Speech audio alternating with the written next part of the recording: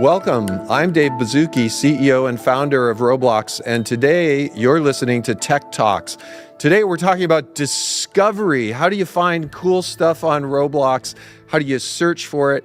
And we are joined by two discovery superstars. We have Michelle Gong on engineering, Chen Zhang on product. We're going to be talking about all things discovery, and really we're hoping when you go away, you're going to learn a lot about what you watch on your living room, how you go shopping, and what it means when we talk about that. So welcome today. Let's get going. Let's just talk a little about your backgrounds.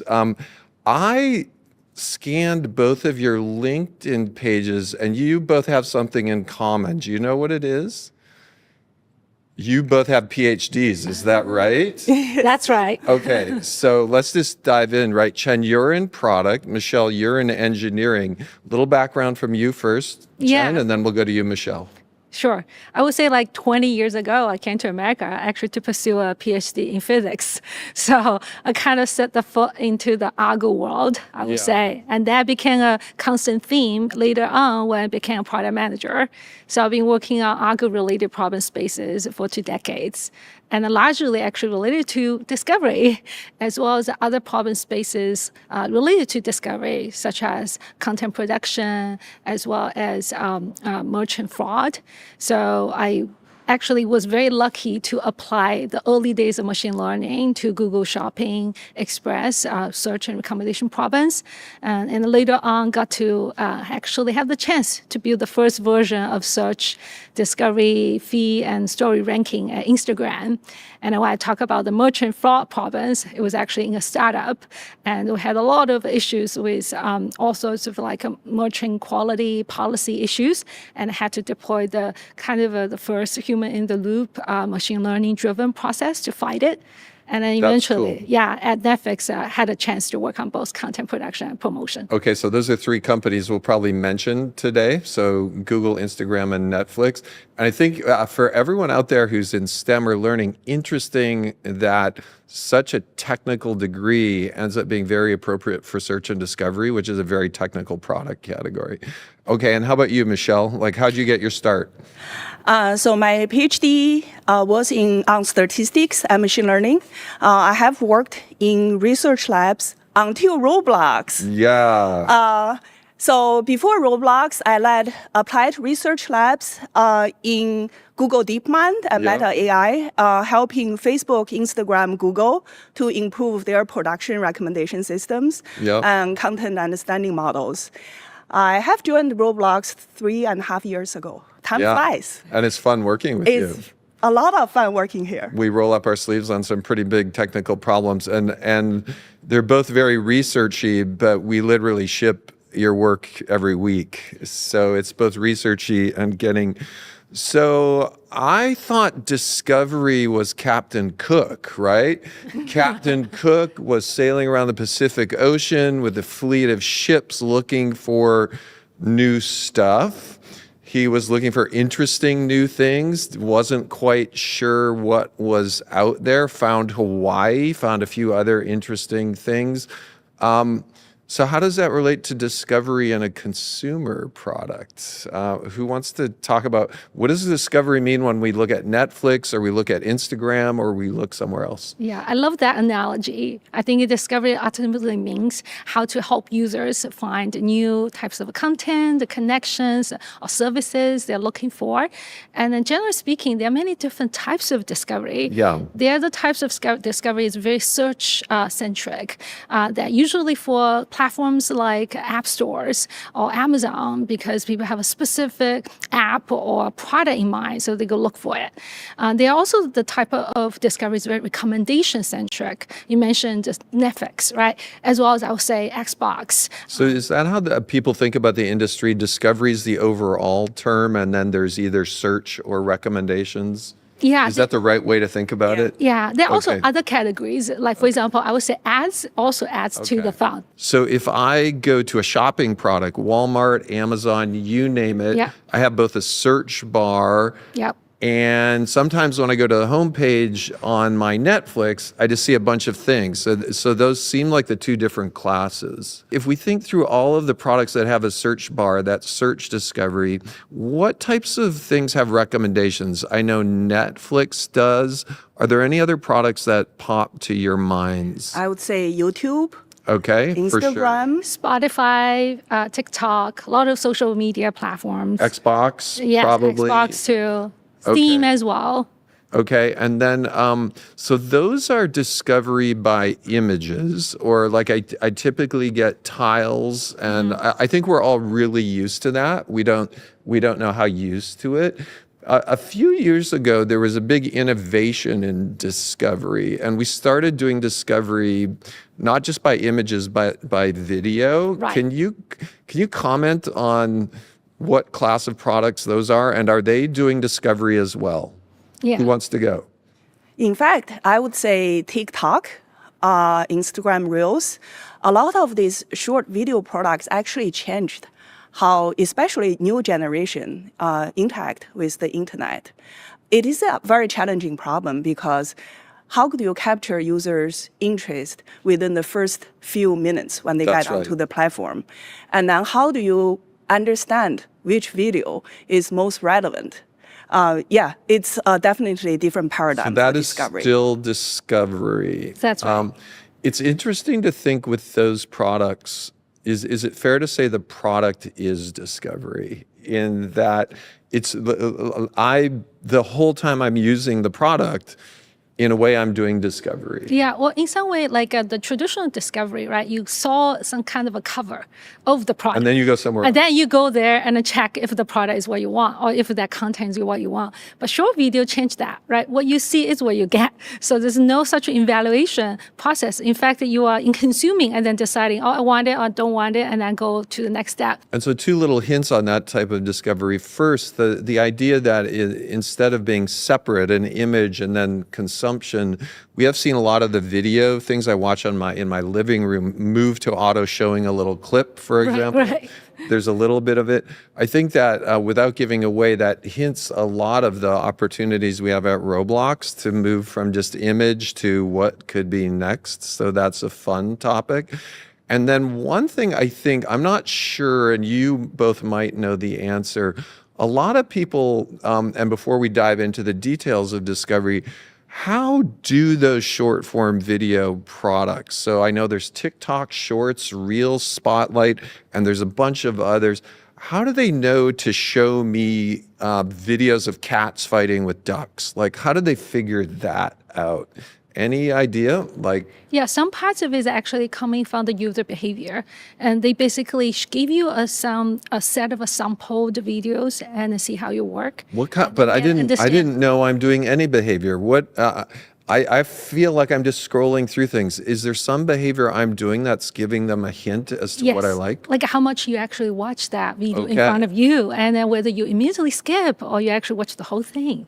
And did you actually give it likes, or did you actually follow the creator? So is it possible that only the speed at which I scroll, how long I stay on any video, and whether I like has been enough to infer what I like on those products?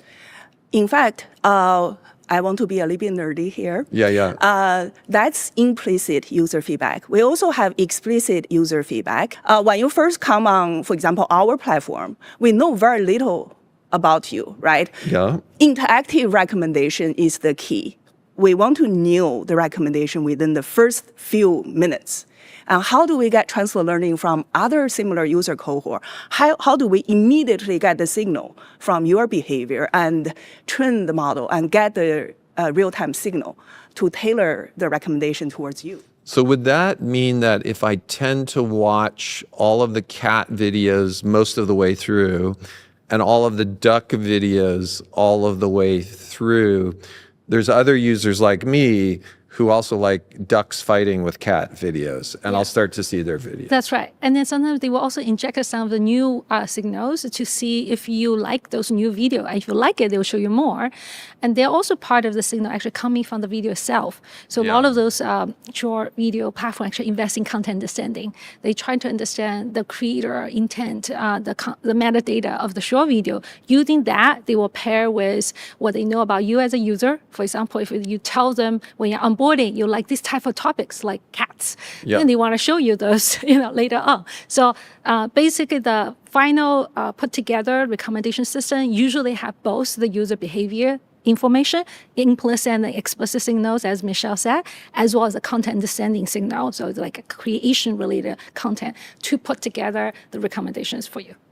Okay, so that's a good foundation in discovery. It's not Captain Cook. It's giving people the best content or content they're interested in.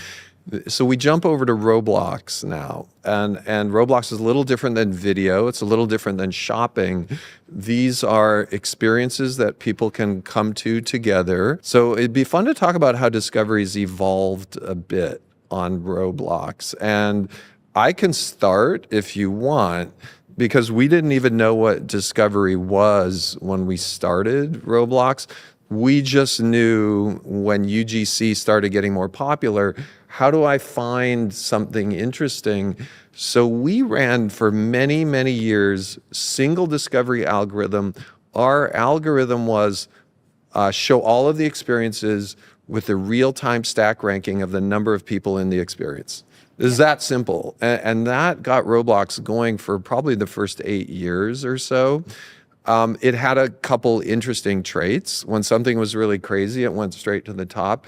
It also had a lot of issues. It would tend to burn in something at the top. Right. So it gave a huge advantage to experiences that had been around for a while. So it'd be fun to maybe just talk a little about how discoveries evolved at ROBLOX, maybe what you saw when both of you came on board and some of the things we've done since there.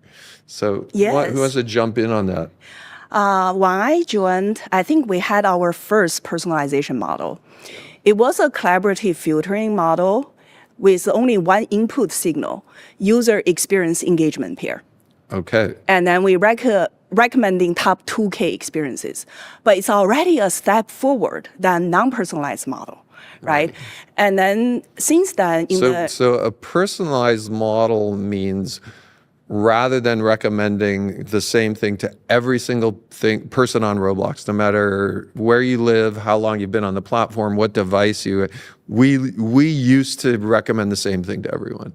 So this was a big step, personalization. That's right.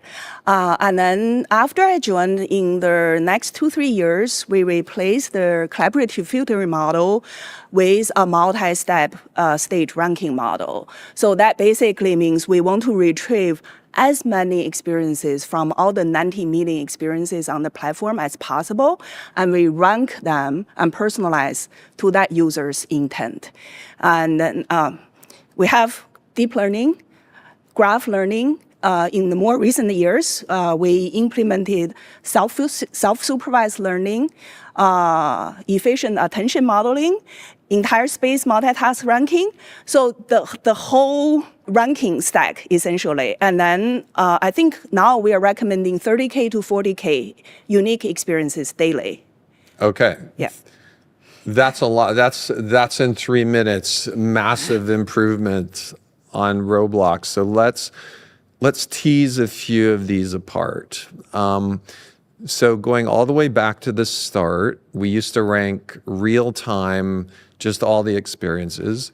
We started thinking about personalizing this. And then one of the first steps, you mentioned engagement, is when you start connecting people with experiences, you have to know where you're going. Sometimes we call this, I'm always asking, what are we optimizing for? Right. Basically, or what's our objective function? If I was to go to a cocktail party and someone was to say, hey, what's your discovery recommendation optimizing for? Right. I said, we figured out a way to optimize for 5-year user happiness and retention. And so we're able to connect people with experiences that they love, and it makes them just want to hang out and be with their friends on ROBLOX.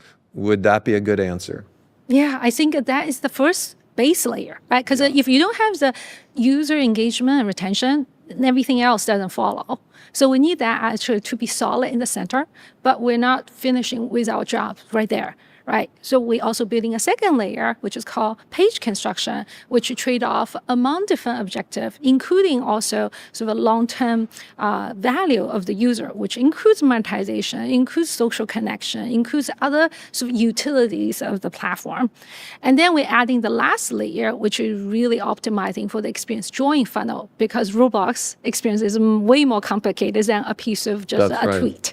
So through that, I think we actually can optimize for a multi-layered objective system to be still very adaptive to our fast-pacing growth flywheel. So this is really tricky, I think, all of the machinery you've shared, because if we asked someone to build an engineering system that optimizes 5-year long-term happiness and retention, that's really hard. Yes. And I'm wondering, Michelle, if you can mention, sometimes we use the term proxies. Yes. And we talk about, we can't, we need to know what's going to be good for long-term retention in the first hour or the first day. And so a lot of what we're working on is trying to find proxies for long-term retention. Can you talk a bit about that? Yes. I think there are two factors. To have a flourishing platform to retain users, one, we optimize for user. We also optimize for content creator. We want to improve ecosystem diversity on our platform so our user can find more and more new engaging content. On the other hand, for each user, we want to make sure they find the most relevant content, so that we found the most relevant content is a good proxy for users' long-term satisfaction. That's right. So what does relevant means, right? We need a proxy for relevance. Therefore, we use engagement. Like if you are deeply engaged with an experience, that means the experience is relevant.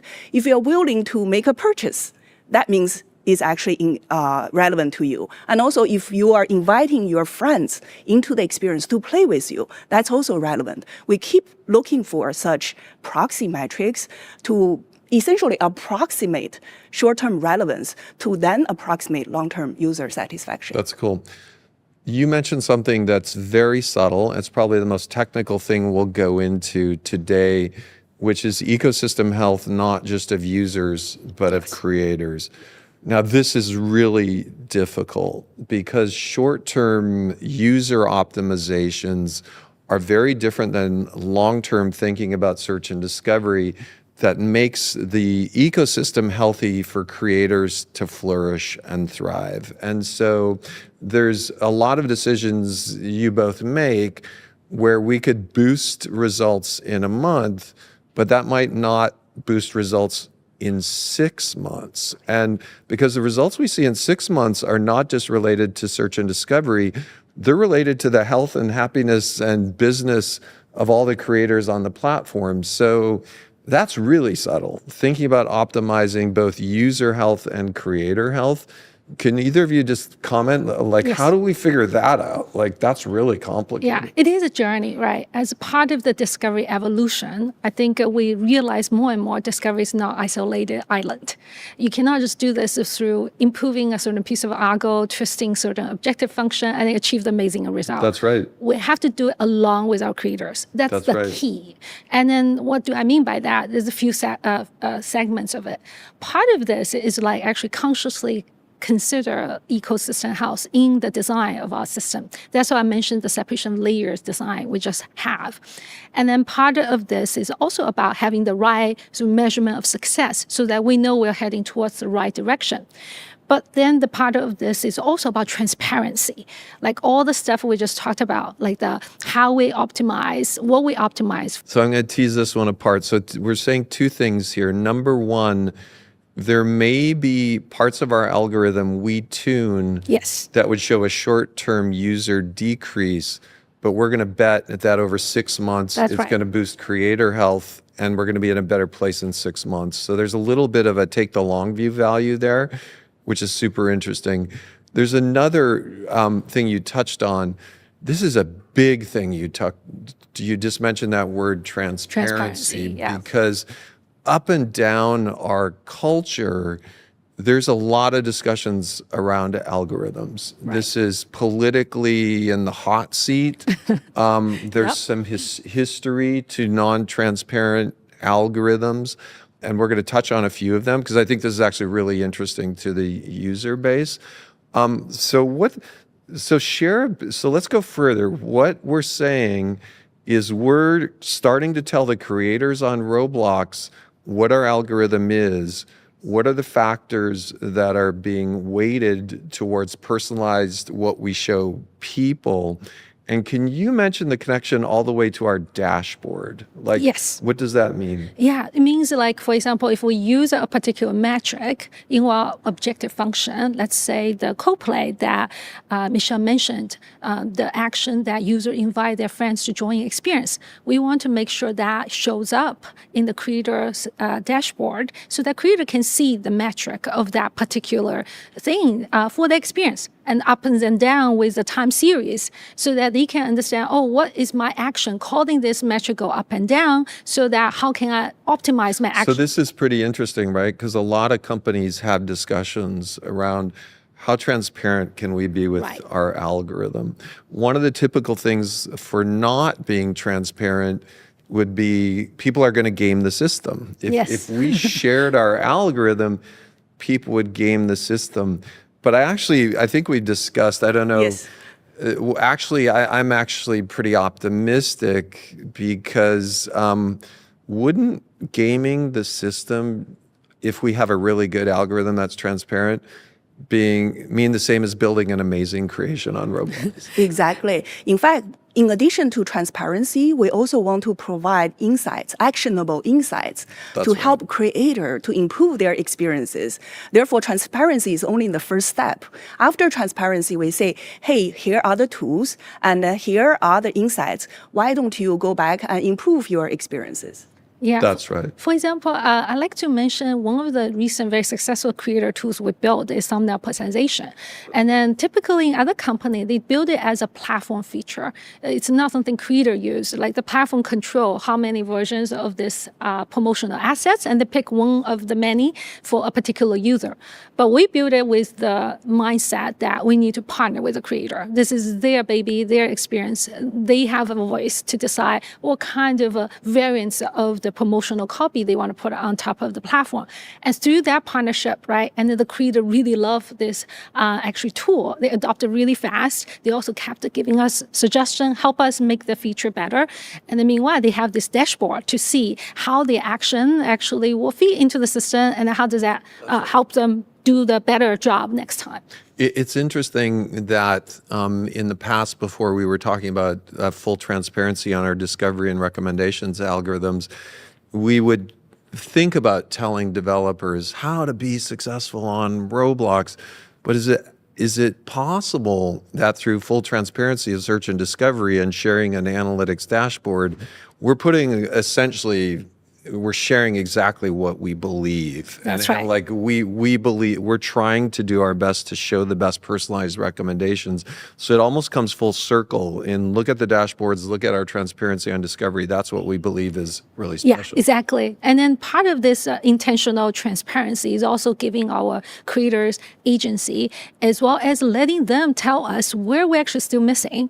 I actually firmly believe our ecosystem is so vast. As a small team, we sometimes may not necessarily know what all the different types of content might be out there, what creators are thinking about to build, right? It's hard for us to anticipate. That's but right. if we tell them what we are looking at, they can tell us, wait, hold on, have you considered this as an aspect of the experience that could be very engaging, very telling of the retention?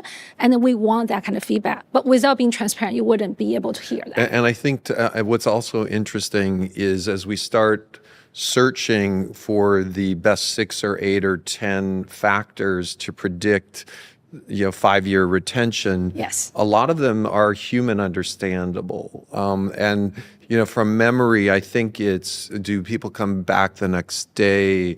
Is this an experience where people are meeting with their friends? Right. Is this an experience where, it's fun that these end up being almost intuitive in a way? Yeah, exactly. Okay, super cool. Okay, a couple other things that, so for people who are out hanging and talking about search and discovery, there's a term that sometimes shows up in all platforms called cold start.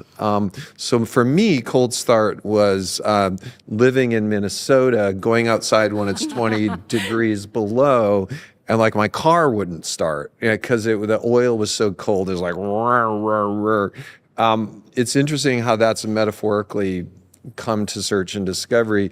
What's cold start mean when someone hits Netflix or Roblox or Instagram? What's that mean on our platform? Yeah. So actually, there are two types of cold start. Oh. Yeah. So one type of cold start is user cold start, like Yep. what you just said. When a new user showed up in front of a new product, like Netflix or us, what do? And at that moment, we do know nothing about this user. And right. the best luck is we can ask the user to fill some question there. Maybe we can have a little bit of clue, right? And then that's traditionally very hard for recommendation system to recommend very relevant content to you because we know nothing about you.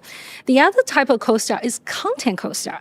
It's about a new piece of content showed up on our platform. Again, except for the creation related data, we have very little user engagement data with that piece of content. And then this content may have a hard time competing with, especially the burning, right, very successful old content. So for both type of cold start problem, we also have. Yep. And we've been in kind of the process of addressing them. And I don't think it's an ending sort of a journey. In the past, we have actually a dedicated cold start model to solve the user cold start problem.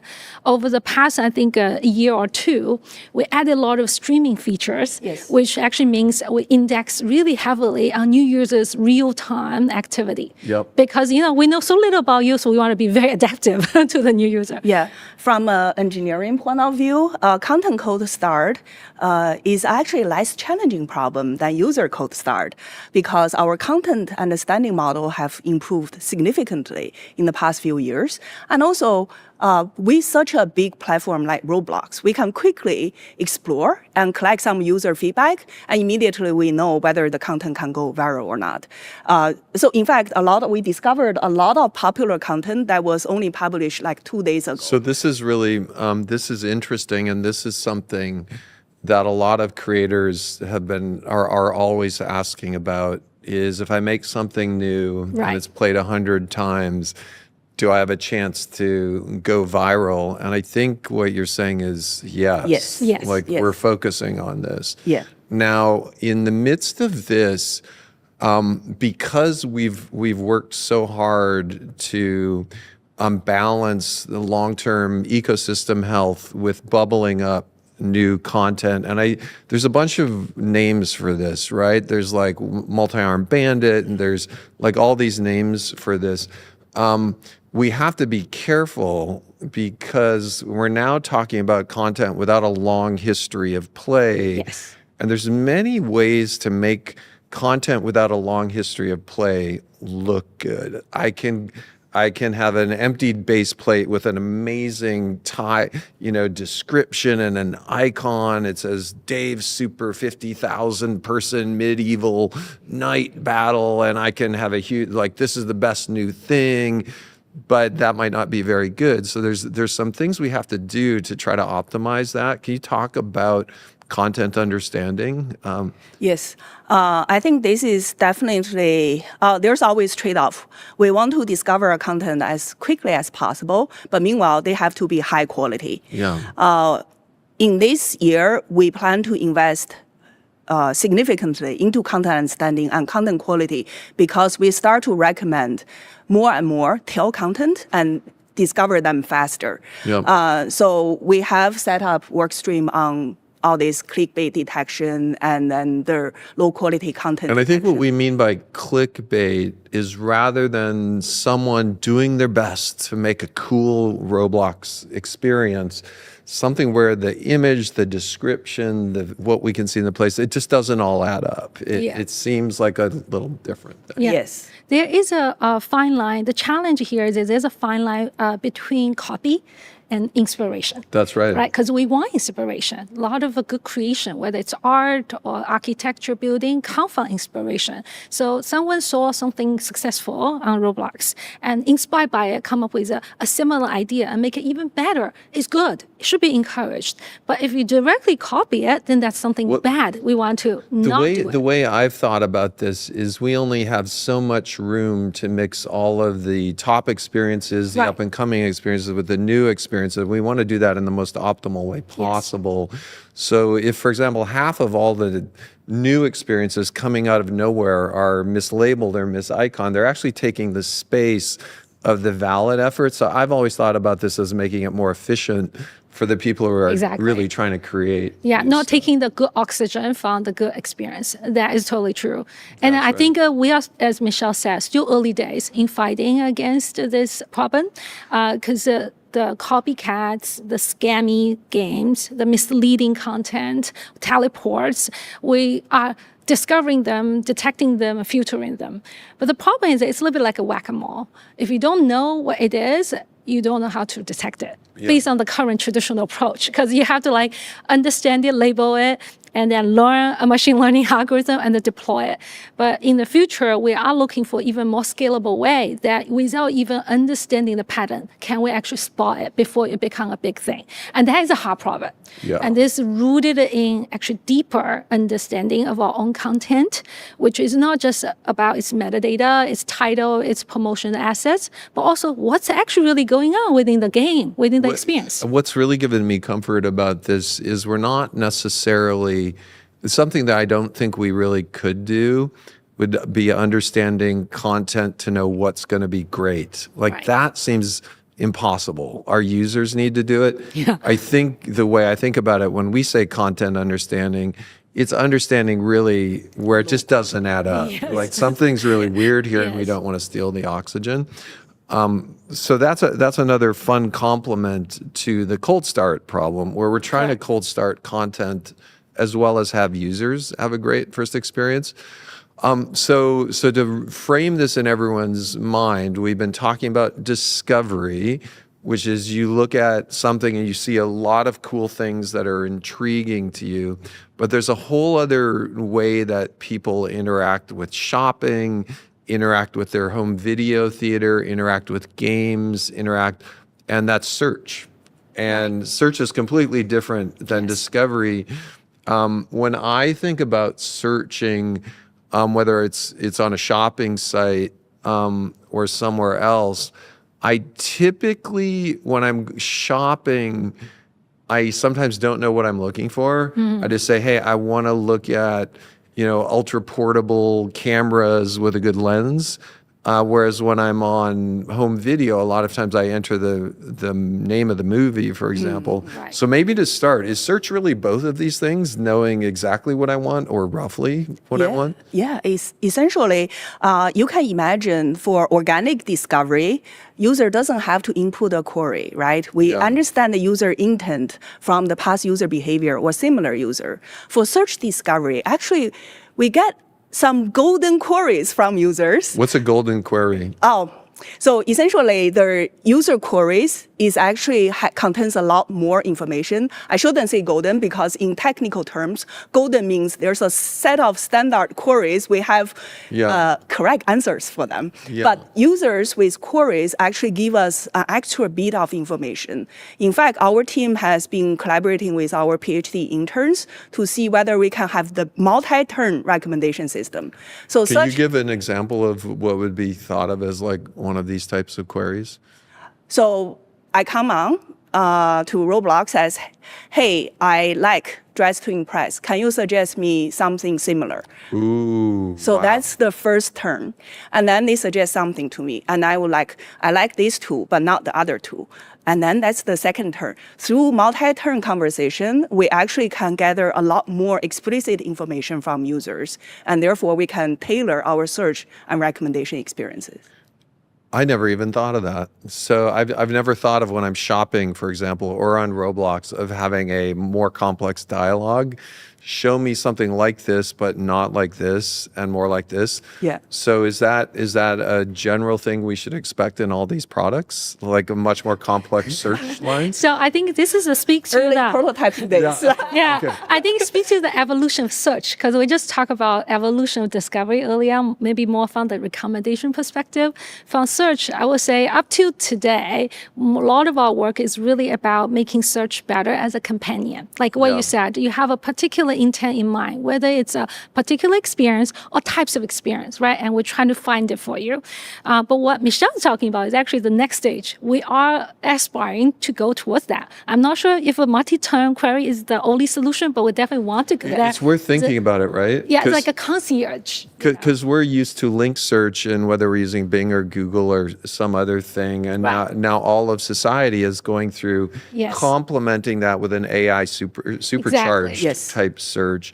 And when I think of shopping, just this morning, I was literally looking for a mini stereo auxiliary cable, 6 feet long, white, and I could feel that, I won't name the shopping site, it was having trouble putting that all together. And it was doing more of a context match rather than saying, okay, they have to be 6 feet long, they have to be white, they have to be a mini aux cable, let's only show those. Right. There's a logic in your intent. And so that logic was not being picked up. Right, And so I right. think where you're saying is search may start to go down that Yeah. route. Yeah. I think as users are being trained by all these AI products, right, to be actually feeling natural, to have a dialogue with a box, I think this behavior became potential sort of mature, and that's where potentially we want to explore too.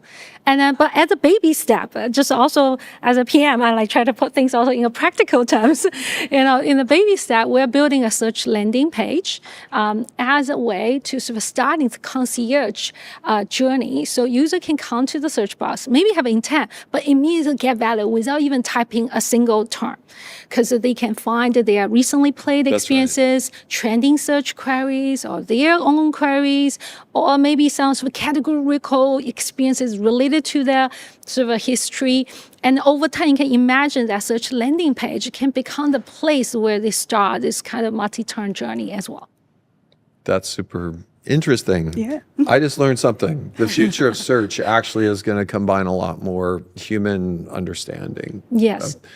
So much potential for shopping sites, I think, as well as Roblox. Another feature of search we'll also start doing is no longer just one single entity, one search product. We used to have several search, right? I mean, we still do within Roblox platform. Right, because on Roblox, I can search for my friends, I can search for experiences, Yes. I can search for a piece of clothing, Yes. I can search for even an event. Yes, but in the user's eyes, like we're one company, one app. So we start putting things actually together. So we have this whole vision of omni search.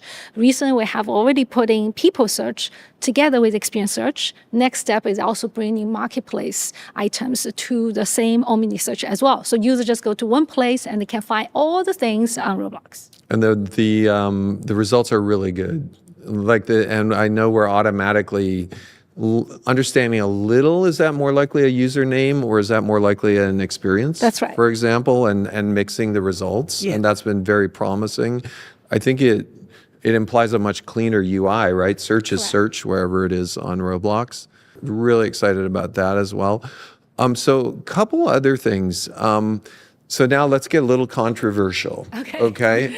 Because all companies are trying, but I want to highlight what I felt happened in 2016 and has been since corrected, and they're doing an awesome job. And I know I'm maybe even one or both of you worked at a company there, but in 2016, which was 8 years ago, I can remember going on Facebook.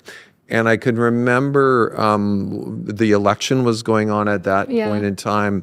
And I felt more than being attracted by pictures of my friends' cats, which I felt was more of a retention mechanism from seeing interesting stuff. Right. It was getting into the thing of starting to share news clips by friends. And I could see all of my friends from high school and college posting clips in very different types of clips. And it almost felt like the retention was switching to being either really like this or really don't like this. It was a little bit more of almost a moral outrage or a moral connection switch. And then I know that over the years, Facebook ultimately said, yeah, let's move a little bit more to user health or happiness. So it seems like this is a little bit of one thing to be aware of when designing a search or discovery system. And it does feel that might be related to short-term versus long-term optimization. Is that how you would interpret it? Maybe a short-term optimization versus long-term optimization? Actually, I was there when this happened. I was actually at Instagram. Okay. Experienced slightly part of that sort of phenomenon. I think back then, whether Facebook or Instagram feed, optimization objective is really engagement. Yeah. And then actually short-term engagement, just is time spent. That's right. And because of that, you drove into several issues.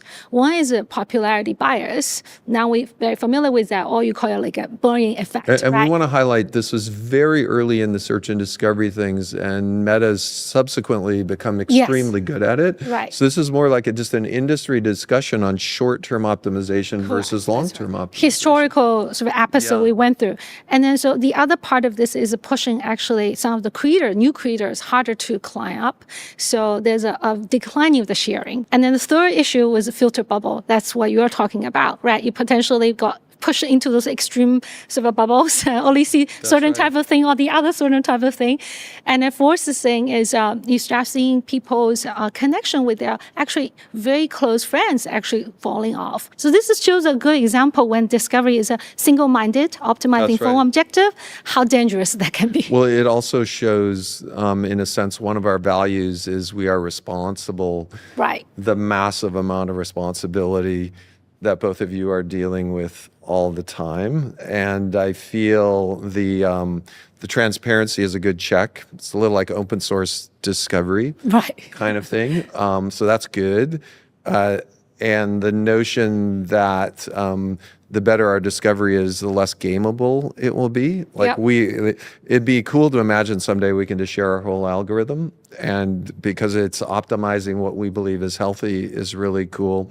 I want to ask a question around, now another controversial question. Are you at all on either Shorts, Reels, TikTok, or Spotlight, or any of those? Because I'm on all of them. I am. I'm on you sure? Yes. Okay, so I'm on TikTok all of too. them, and each one of them has, for some reason, zeroed in a certain part of me. Like I was mentioned, one of them is a little bit more for me interesting, cats fighting with ducks kind of thing. One of them, for some reason, is just all kinds of therapists telling me how to get better. So that's kind of interesting. One of them is all around cars and rockets and motorcycles and rebuilding engines and things like that. And then one of them is all about political stuff, just like real-time political. So I'm wondering if what that means is, even though it's fairly well known, is it possible that each of these companies has a little bit of their own discovery algorithm?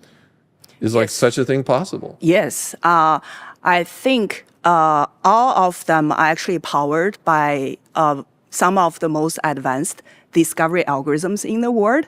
However, as you can tell as a user, those most advanced discovery algorithms are not good enough for users. That's right. So we have a long way to go. Another aspect of it, I think, speaking to the creator ecosystem, they could very like to have the exact same algorithm. You as a user at the end of the day may still experience different content because different creators are on the different platforms. That's why it speaks to the importance of sort of transparency and collaboration with creators. So for example, when I was at Instagram, I remember clearly that there's a community management team is actually go out of their way to work with the community, the creator community, to come up with different themes, different types of content trends to help sort of the creator ecosystem health, so to speak. Similarly, Roblox, we have DevRels, right? Work very closely with our creators, listening to what they want, listening to what they need to develop the next generation content for Roblox. And those efforts don't go unnoticed, because ultimately, when discovery is powerful, content is a king. So you need both to be a successful content platform. That's my firm belief. So the more these two can become closer, to be together and amplify each other, the more successful that platform can be. Yeah, I think we should also try to get explicit user feedback. When you are getting frustrated, right now there's no way for you to tell them, I don't want this, right? That's right. So definitely explicit. But I do give them feedback because I just start flicking through videos more quickly. That's right. Like, don't like it, don't like it, don't like it. Yes.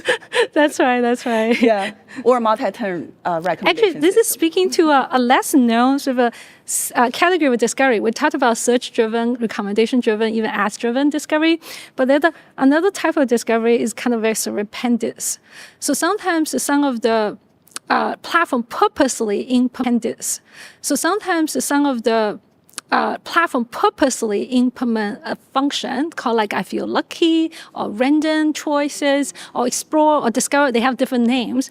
The idea is for someone like who's frustrated, you can get out of your bubble and try something completely new.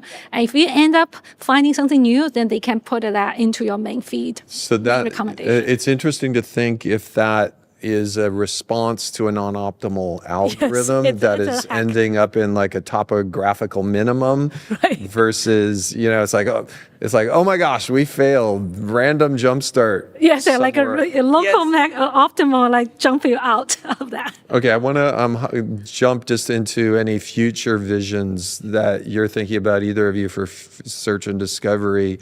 Some of the ones that I have tossed around as we think about our long-term objective is the notion that it may be different for different ages. So, and this would be not any promised feature, but I am optimistic about us thinking, because in many ways we think about our product relative to age. It's interesting to think what would be our optimal objective function for a 6-year-old on Roblox. And we might lean more educational for that objective function. In certain ways, we might have a different objective function for someone who's 40, for example. So that's my idea. Stay tuned, because I know we all get together a lot and talk about things. But I'm curious about if both of your ideas of where we might see this go. Yeah. I would say we need to balance discovery versus security and civility. You actually touch upon that point. A lot of the large language models have this jailbreak problem, right?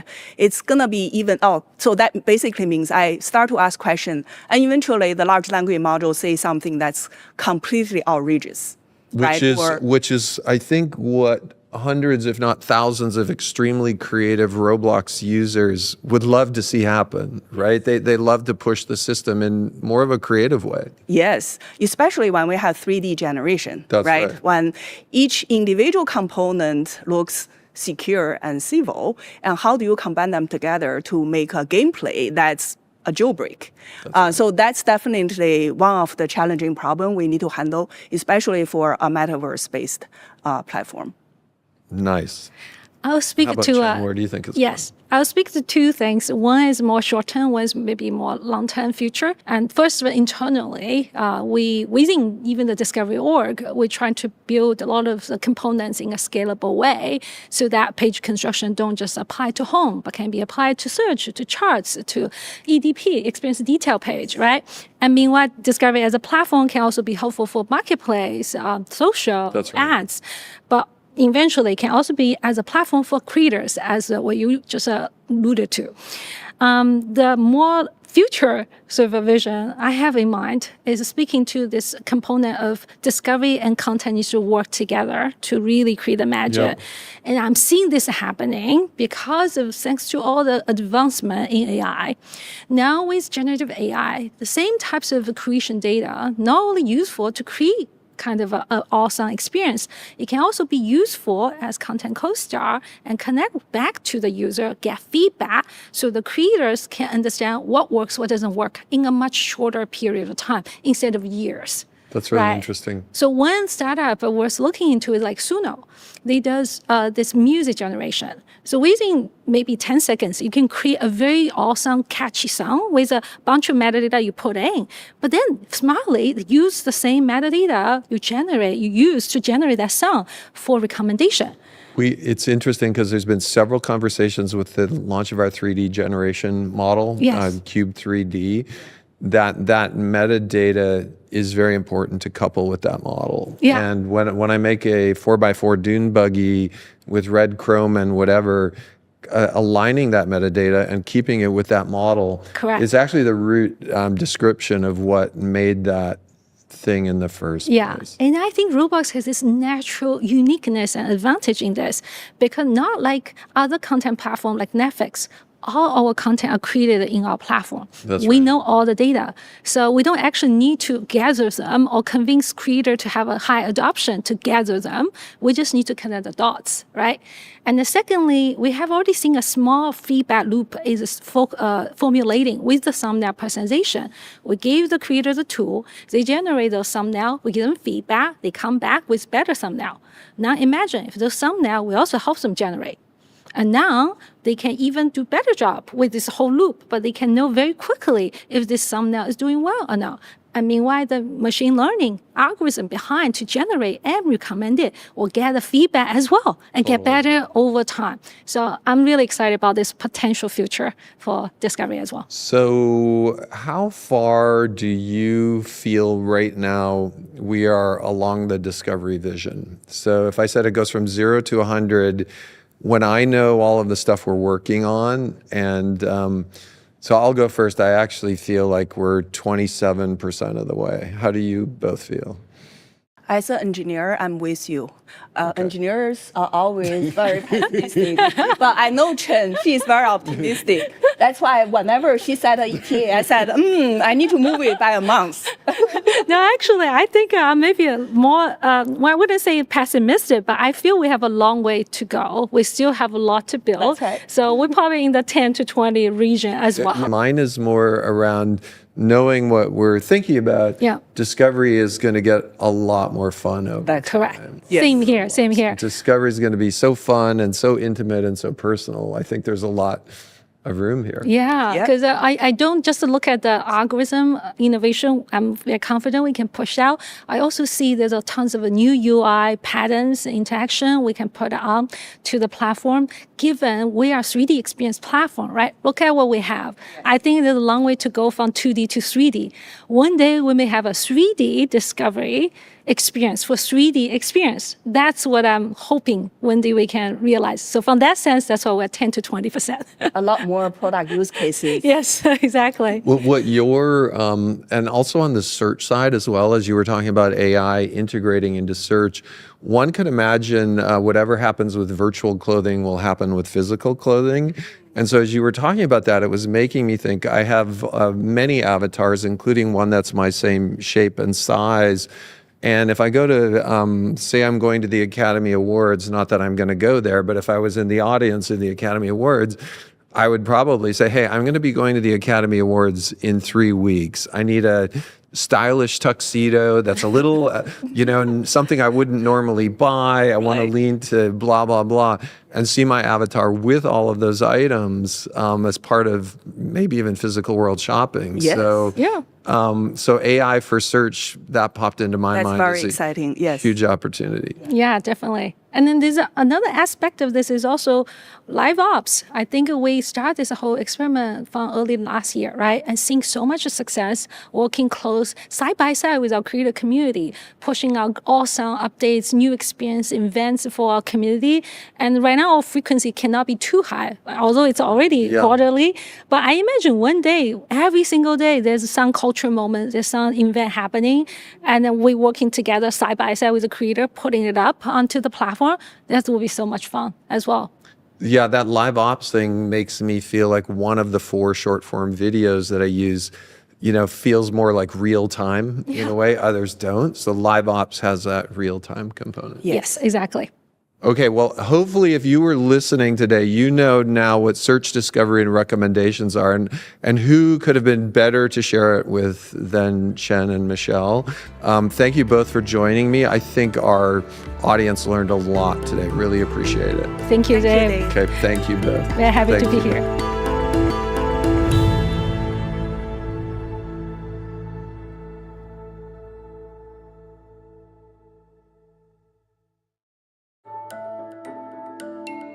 Hey, this is Dave Bazuki. Welcome to Tech Talks. Today, we're going to be talking with George Alcura. Welcome, George. Thank you. And Taylor Russ. Welcome, Taylor.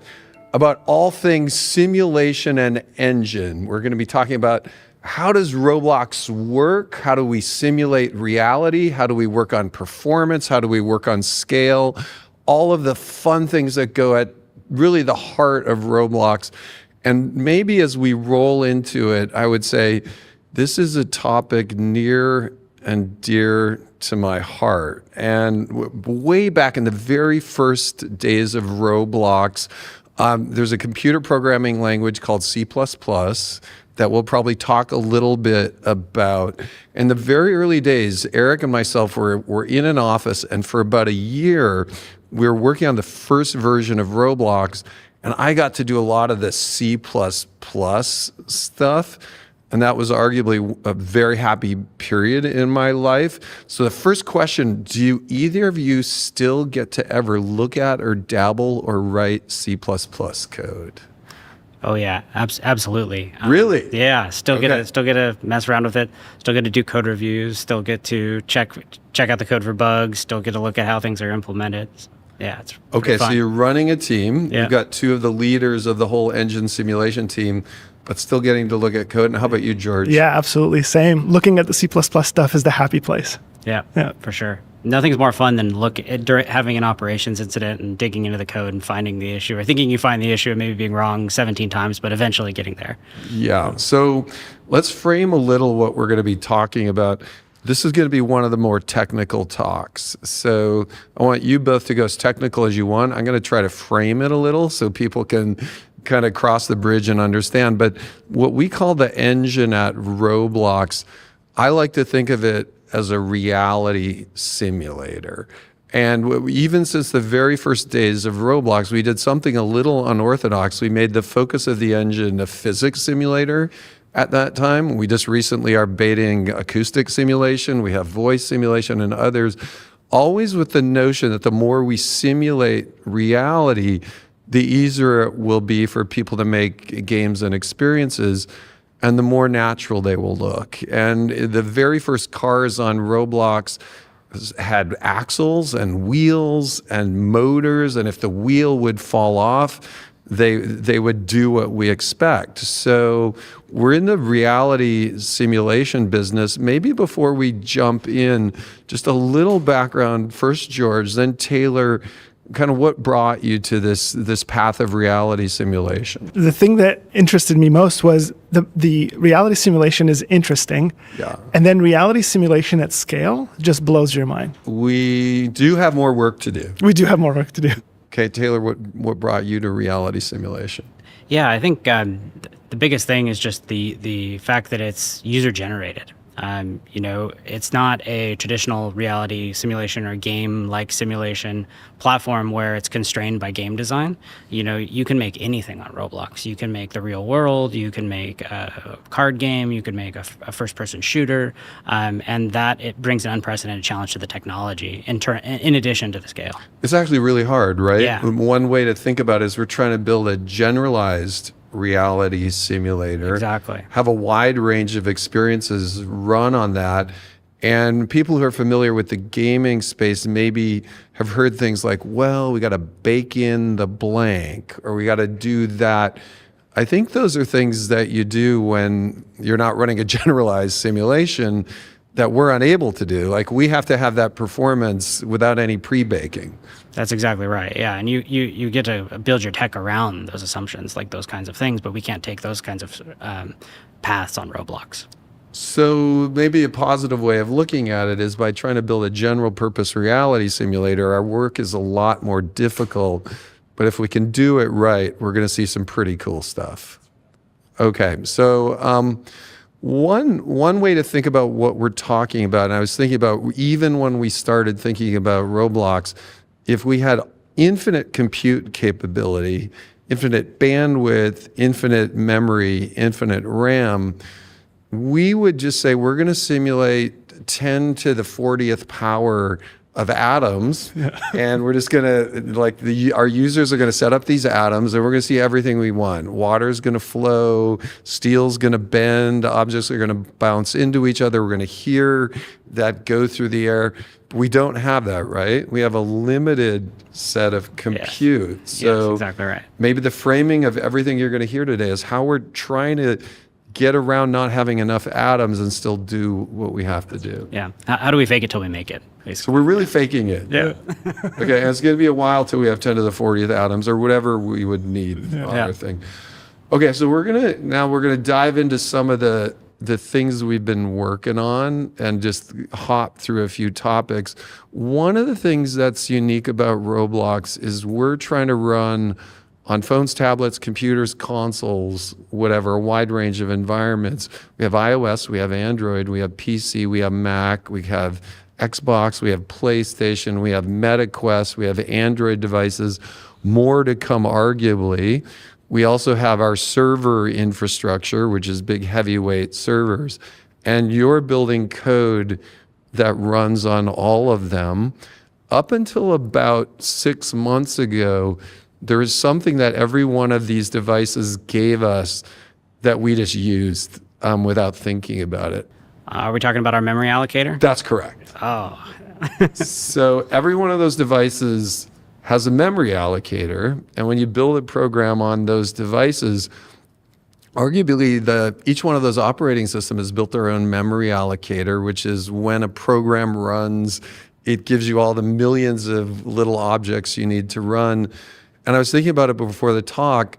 They probably are really working to make a memory allocator that works well for everyone, but maybe that means it doesn't work the best for Roblox. So can you share a bit, who wants to share what we've done in the last 6 to 12 months? Yeah, that's exactly right. You hit on it exactly, which is the general allocator that ships on with the standard implementation. It has to support every program in the world and every program that's ever been written. It's not specialized, and when you're targeting a single program, you have the ability to specialize it. And so that's what we've done, is implemented a specialized memory allocator that gives us a lot more fine-grained control over how allocations work, how they run, where they run. We also have a lot more control over the individual technical characteristics, like the data structures for tracking. And this lets us do different things around performance and stability improvements. And can you share what fragmentation is? Fragmentation is when you allocate small blocks of memory and then you leave a lot of gaps in between. So when you avoid fragmentation, you have the ability to have more spaces of memory. And then the problem is that if you don't have enough space because you've left these gaps and you go and ask for some size of memory, you may not be able to allocate that memory. Right, and we're going to talk about some advances we're making in our architecture, where the more accurate we know how much memory is available, the more we think we can make a system that will never crash. That's exactly right. And I would say, without throwing any vendors under the bus, if we look at all these devices, there's a various range of accuracy in how well those memory managers tell us what's available. That's exactly right, yep. Yeah, and so that creates a big challenge because we want to use as much as we can. But if in some of those devices, without saying which one, if we do that, all of a sudden, sometimes the device will just say, sorry, we can't supply that memory, we're going to crash on you. So we have taken this disparate set of memory managers on every device and put our own on top of that, really, or a combination of open source and our own. And so we're running a consistent memory manager everywhere now. That's exactly right, yep.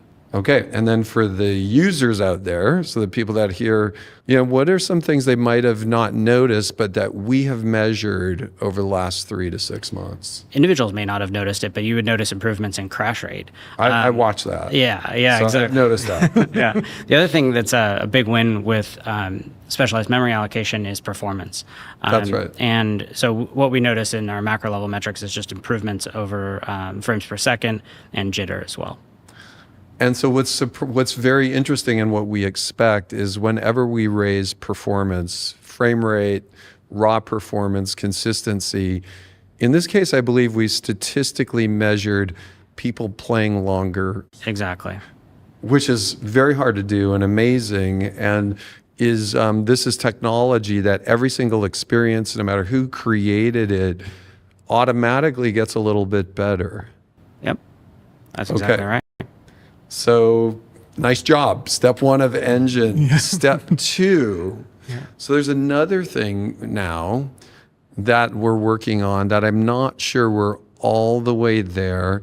We have a huge grid of servers all around the world. I think, we've shared that we have one in Singapore, we have one in India.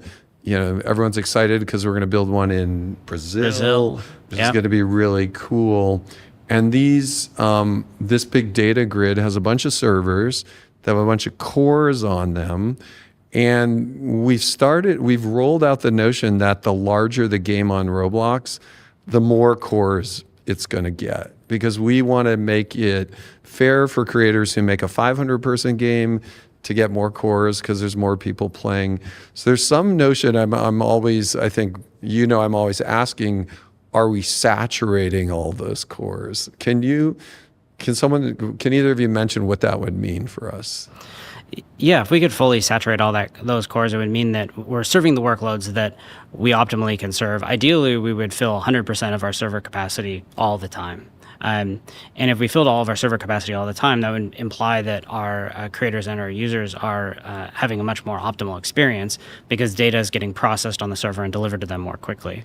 And so what this means is our core engine code that runs in the server runs very parallel right now, but isn't perfectly parallel. That's exactly right. And when we swipe through every system on our servers in the cloud, they have physics simulation, they have scripting, they have data in, they have data out, they have networking, they have all of that. And we are working, I believe, to get every one of those systems fully parallel. Yep, and there's a lot more work to do there, but the idea is to make it so that parallelism in the Roblox engine is ubiquitous. You just add, if you're adding code or you write code in Lua or Luau for your game, that it's just parallel by default. And you don't have to think about it or worry about it. Okay, so engine project number 2, complete parallelism, on the way. Excited about that. Engine challenge number 3 that we've been talking a lot about and we've been hinting about in the traditional gaming space. What I see a lot of when I use traditional games is I download a really big thing. Sometimes it's 200 gigabytes, sometimes it's on an app store, and then after I download that, I start playing it. So if you sent me a note either on Roblox or someone said, hey, come play it, I said, give me a few minutes to do that. So maybe before we jump into this next topic, which is pretty rich, either one of you want to share what's unique about our architecture relative to both a download, which is you download everything, and then the other one is we've all heard about streaming, right? I thought there's like video streaming, but I actually think there's something better in the middle. Who wants to chat about that? So our architecture is fundamentally different than a traditional game engine where, like you said, you have to wait to download, tens of gigabytes of data sometimes. And on Roblox, you can go ahead and start playing a game in seconds. And we'd like it to be even faster than that. That's not good enough. That's right. We want instant join. That's right. Exactly. And so the big difference is that we view our engine as our entire platform. It's both the engine that is traditionally called an engine and the cloud architecture that we have, that we built, leveraging all the power of the servers and everything that we have, that really once we start pushing on the limits of that, it becomes breathtaking. So we're not streaming video, we're streaming 3D objects. Some of those objects are simulating on a local device, which in certain cases we believe is very important. One important thing is when doing communication and looking at yourself on the screen, if you don't see immediately what you're doing, it's a little disconcerting. If you see latency when you move your hand around. So there's cases when we want to do that. And then another big part of our architecture is some of those objects we simulate on servers at the same time. We're always trying to mix what we simulate locally versus what's on the server.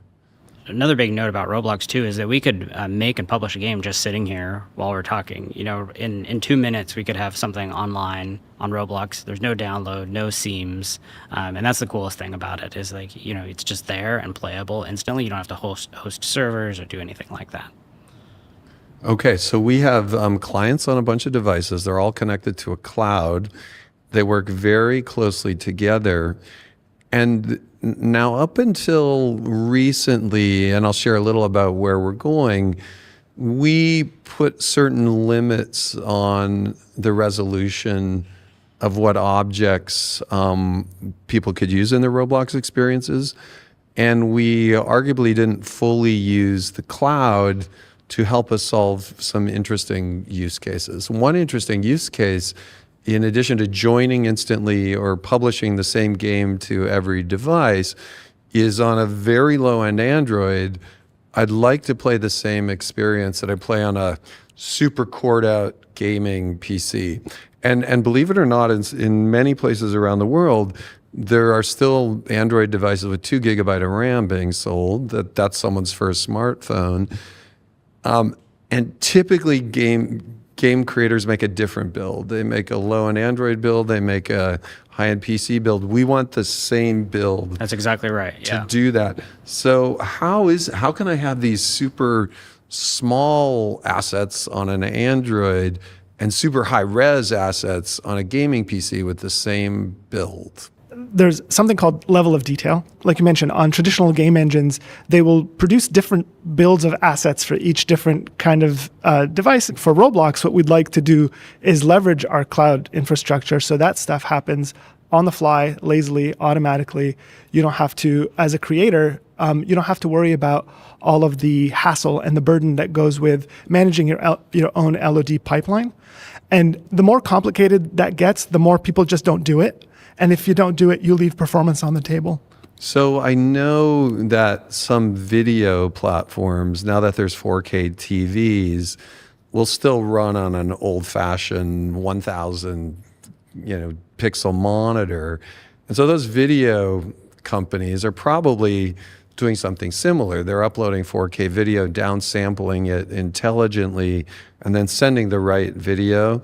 So can you share what I know we're doing this for meshes, textures, like that. We're doing the same thing essentially. Right, yeah, exactly. And so we do it for all of our asset types that we have on the platform. We do it for meshes, we do it for textures and animation in the future as well. Anything that is considered a Roblox asset would be able to run through this transcoding pipeline that we've built. Okay, so this is something we publicly talked about. We're going to be rolling out incrementally over the next, 6 to 12 months kind of thing. There's an interesting notion here that then for the first time creators, have always bumped up against the limits of the fidelity of meshes or the detail on meshes. But now we're going to eliminate those things and store natively, I believe. That's right. Yeah. Right now, what we do is we go through a process of filtering the data and processing the data before we store it.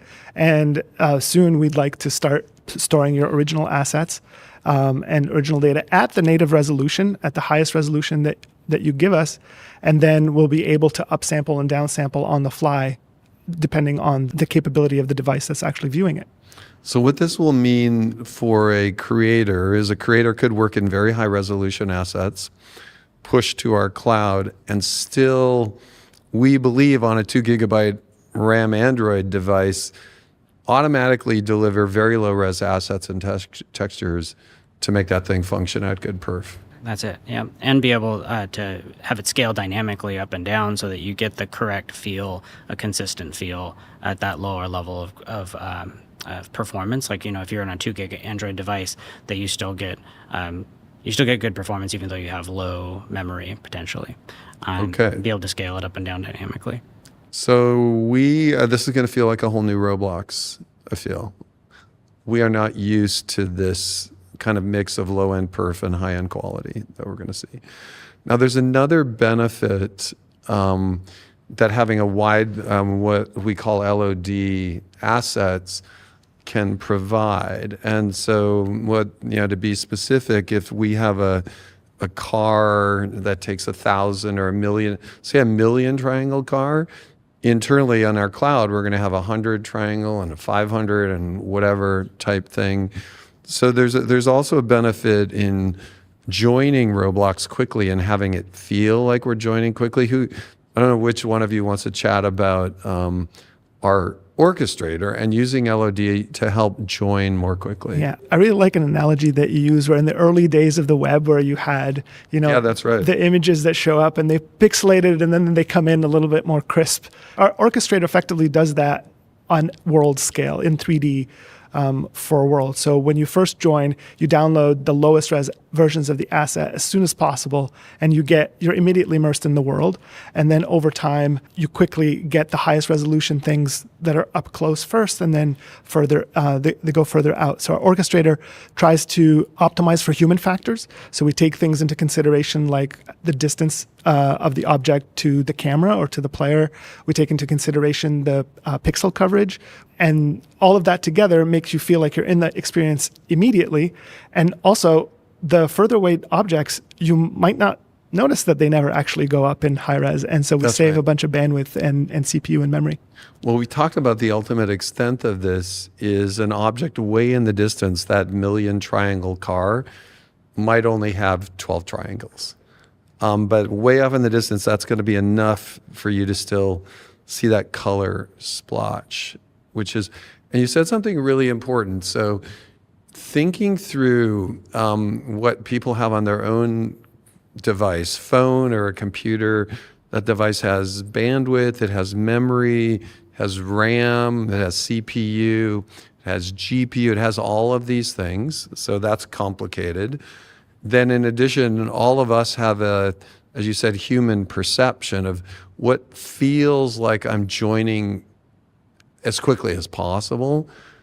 And so we're going to optimize for each device specifically the mix of that streaming performance to optimize the perception of a quick join of the game. Yeah, we're going to trade off resources against quality. So in some cases, we'll spend more resources to increase quality. And in other cases, we'll increase quality because there's resources to spend. So it's that constant balance that happens dynamically across all resources. I don't think people are used to joining Roblox experiences instantaneously. That would be the thing we're shooting for. I would say in the past, we have mocked up versions of our mobile app, and we've simulated what it would feel like to join instantly, putting a proxy video in there or something.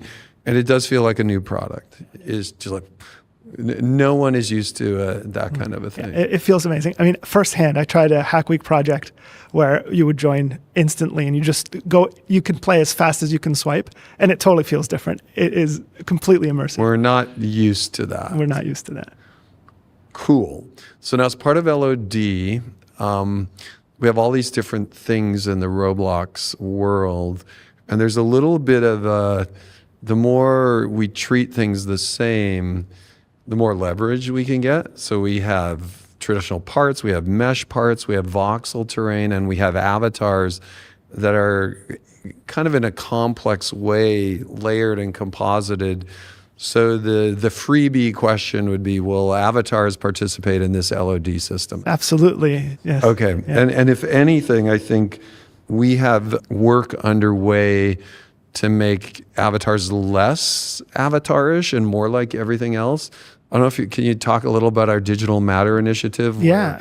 everything is digital matter, whether it's an avatar or a car. Yeah, absolutely. So digital matter is basically what makes up the universe in Roblox, the world.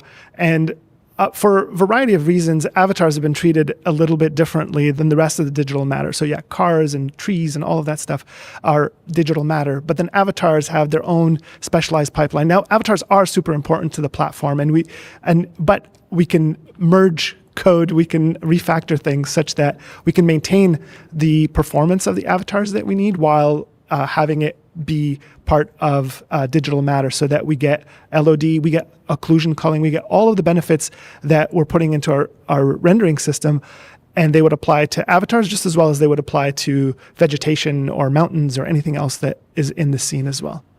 So one benefit of treating things more and more the same, cars, trees, and avatars, is the same code is running that same thing. And I think that one benefit then is when we optimize or improve that code, we do it one time rather than 3 times. Exactly. Yeah. Optimizations carry forward. Any optimization applies, as well as any refactoring, tech debt, maintainability, APIs. It's just much more beneficial to have one code path.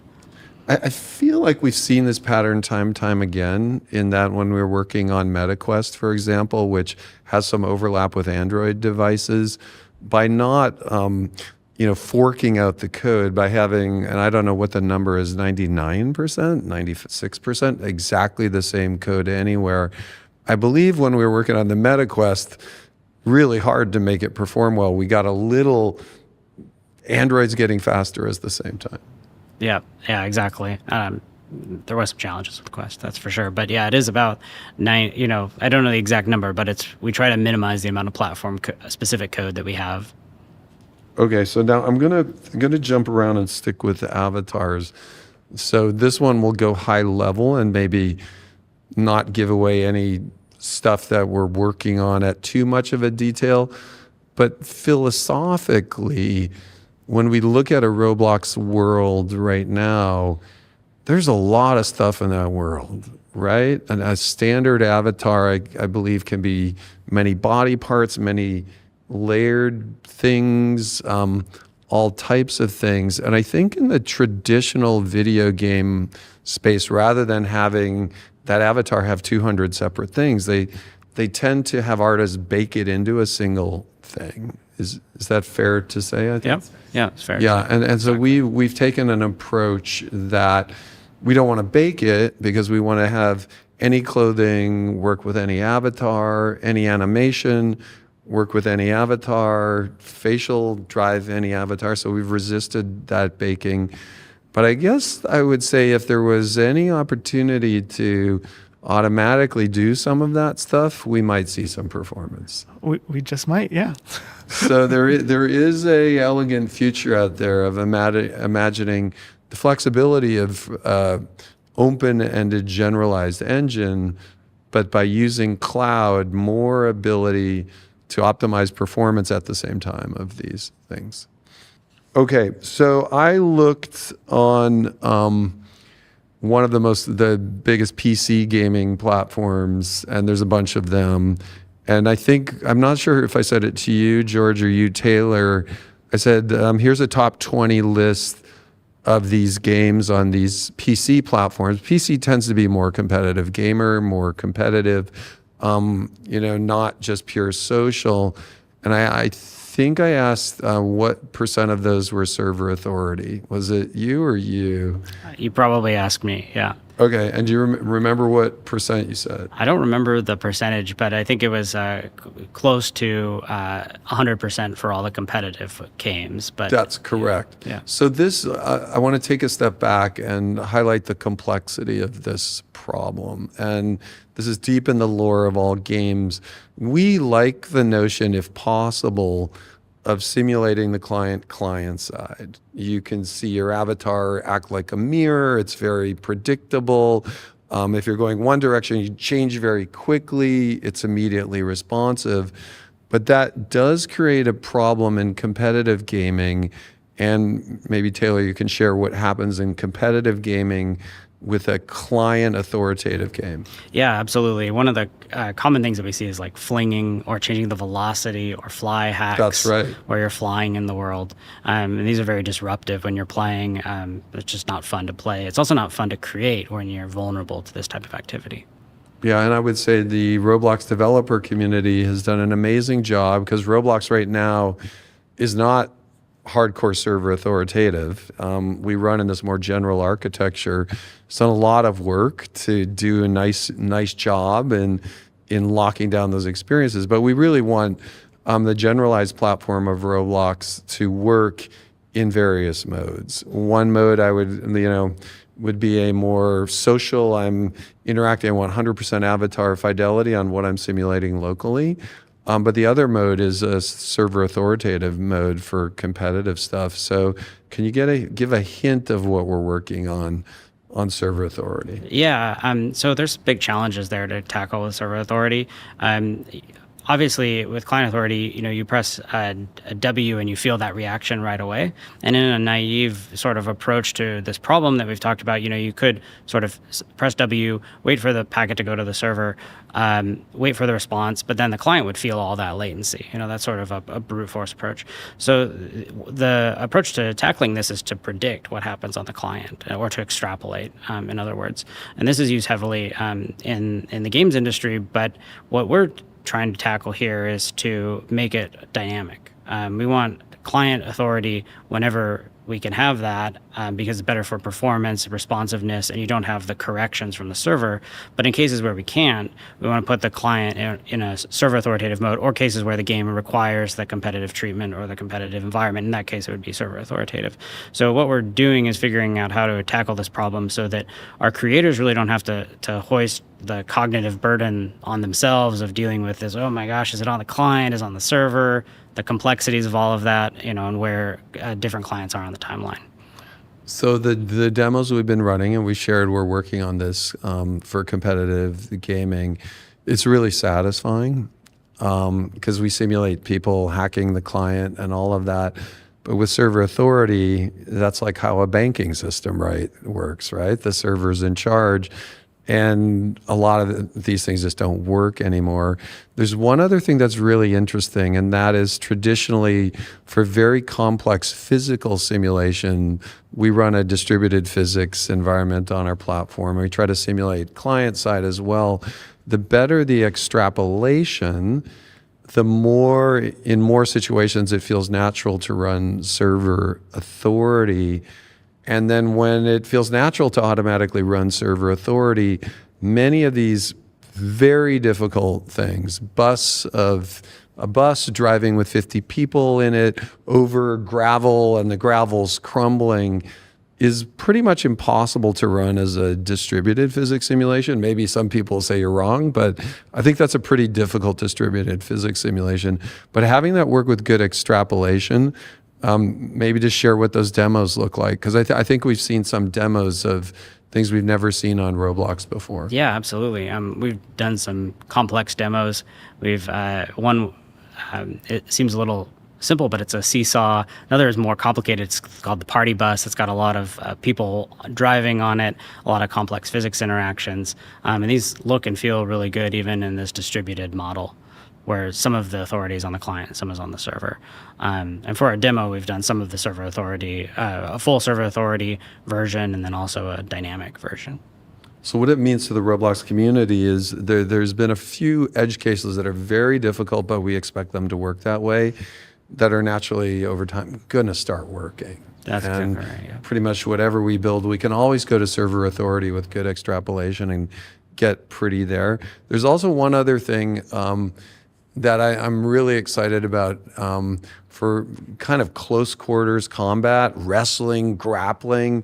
That's also something that's pretty much impossible to do client authority, but I'm optimistic we're going to see more of that. Yeah, exactly. You don't want to, like a tackle in a football game is a competitive scenario. It's exactly, you want to solve those. We're going to see realistic tackles. Exactly. We're going to see realistic tackles, not videos where it looks like you got tackled, but I didn't, on two different monitors, like it's consistent. For those of us that are familiar with writing code on Roblox, we know some of this code can be a little complex because sometimes we have code that runs on the client and sometimes we have code that runs on the server. And things that I'm using, like a flashlight or a crossbow, the more client side, the more it feels real time. But some of these things for anti-cheat and other things need to do that. So is it fair to say we're looking at the whole paradigm of scripting? And I think we're not going to share it, but I believe we made some huge breakthroughs, and we're looking forward to kind of looking that up. Yeah, that's exactly right. The server authority paradigm introduces a lot of additional, or can introduce a lot of additional cognitive burden on creators. We're looking at scripting holistically to see how we can improve that, such that you don't have to worry about the details of where things are in the world, or is it on the client, is it on the server. The things just work, and it's just simpler to write code on Roblox, and it will handle it for you. Dave, when I first joined, you mentioned something about the wait for child problem. Yeah, that's like a little artifact that a lot of our creators use when they're writing code to handle this complex client-server interaction. So yeah, I was like, could we ever get rid of it? Right. So yeah, in a wouldn't it be cool kind of way. Wouldn't it be cool? So maybe one way to think about it as a design goal, why would you think about something like wait for child? And arguably, if this was the Roblox world and we were walking around, we wouldn't be thinking client server. We would just be thinking attach some code to this thing and that should work no matter what. And I think that's the design goal of where we're going to get to. So I want to take a step back. We went through a lot of technical stuff. And so there's probably a lot of people that are going, oh my gosh, like my head is exploding. But one way to wrap it up is we've said sometimes the specification for what we're trying to build here is actually very simple. And so I'm going to ask you a few questions about the spec for the ultimate Roblox cloud engine and all of that. 100 players or million players? Is scale important? Yeah. Scale's important. It's always we all important. agree. Yes. Many people make arguments that scale's not important. Same argument was made 10 years ago, and then Battle Royale came on with 100, and everyone's like, that's great. So I do believe million concurrency in a big stadium or a giant recreation of a medieval battle, super important. Yeah, we need to get to a place where the limitation is not based on the architecture, but just on the raw resources that you have available. That's correct. Yeah. Ultimately, support something that feels photorealistic or not support something that feels photorealistic. I think we absolutely have to support Thank you. photorealistic. Yeah. Do the hard thing first. Same thing, right? One might argue, there's a lot of genres in game engines, blocky, anime, cell, whatever. I think it's fair to say photorealism is the most difficult spec. That's right. Yeah, and to simulate Computationally and just in terms of authoring it to scale on all devices, as we talked about earlier. We've already talked about it. Join in 2 seconds or join instantly? Instantly, yeah. You don't want seams, and that's like a common theme that we've talked about on this podcast. Like no seam to download, no seam to publish, no seam to teleport. Different build, low-end Android, PC, or same build? Same build. Same build. Right. Also by language, also by local policy, also by, push once, run everywhere. That's right. That's right. Yeah. Okay, so I think we shared what the one way of thinking about the spec is, right? Million players, photorealistic, instant, join, build anywhere. Ship next year? We'll get back continuously. Yeah. Yeah. We'll iterate our way there. Yeah. Okay, so that's part of what makes it fun working with both of you. There's so much interesting work to do. So, okay, well, it's been amazing talking with both of you. I hope the techies, I think, got everything they hopefully wanted. I think the more casual Roblox observers hopefully got a little glimpse of how intensely we're focused on this reality simulation problem and what amazing people we have. Yeah. Thank you for having us, Dave. Thanks for having us, Dave. Appreciate it. Yeah, thanks.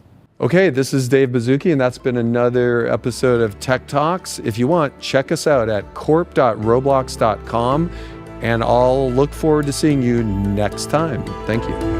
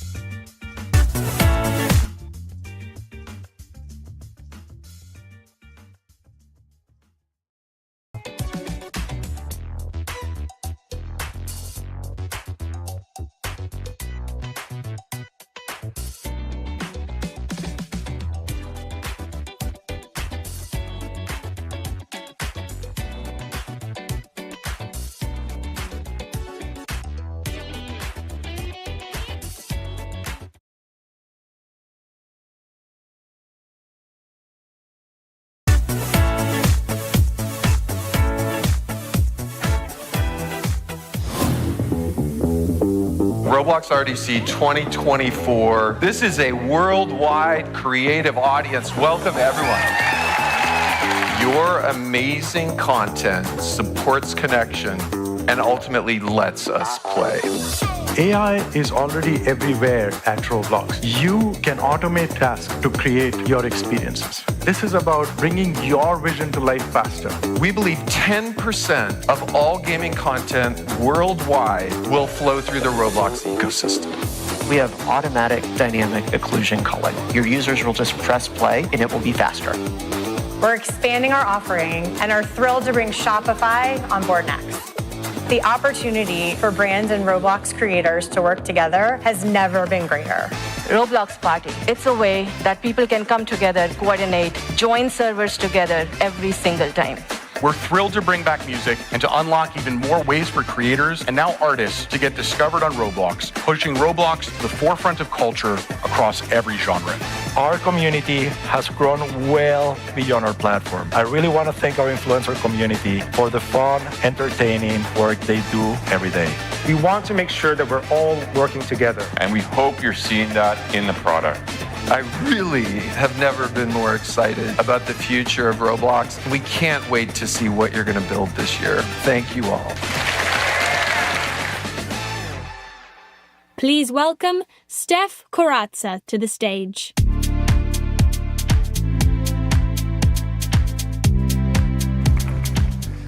All right, everybody. Your day is starting already with a victory. You made it to the first talk of the day despite a fantastic party last night at the Sawhorse Forks. So congratulations to you. Today I'm going to be joined here on stage by Sujoy, Lynn, and Eric to talk about how we can leverage collaboration and AI to help you ship faster and more games.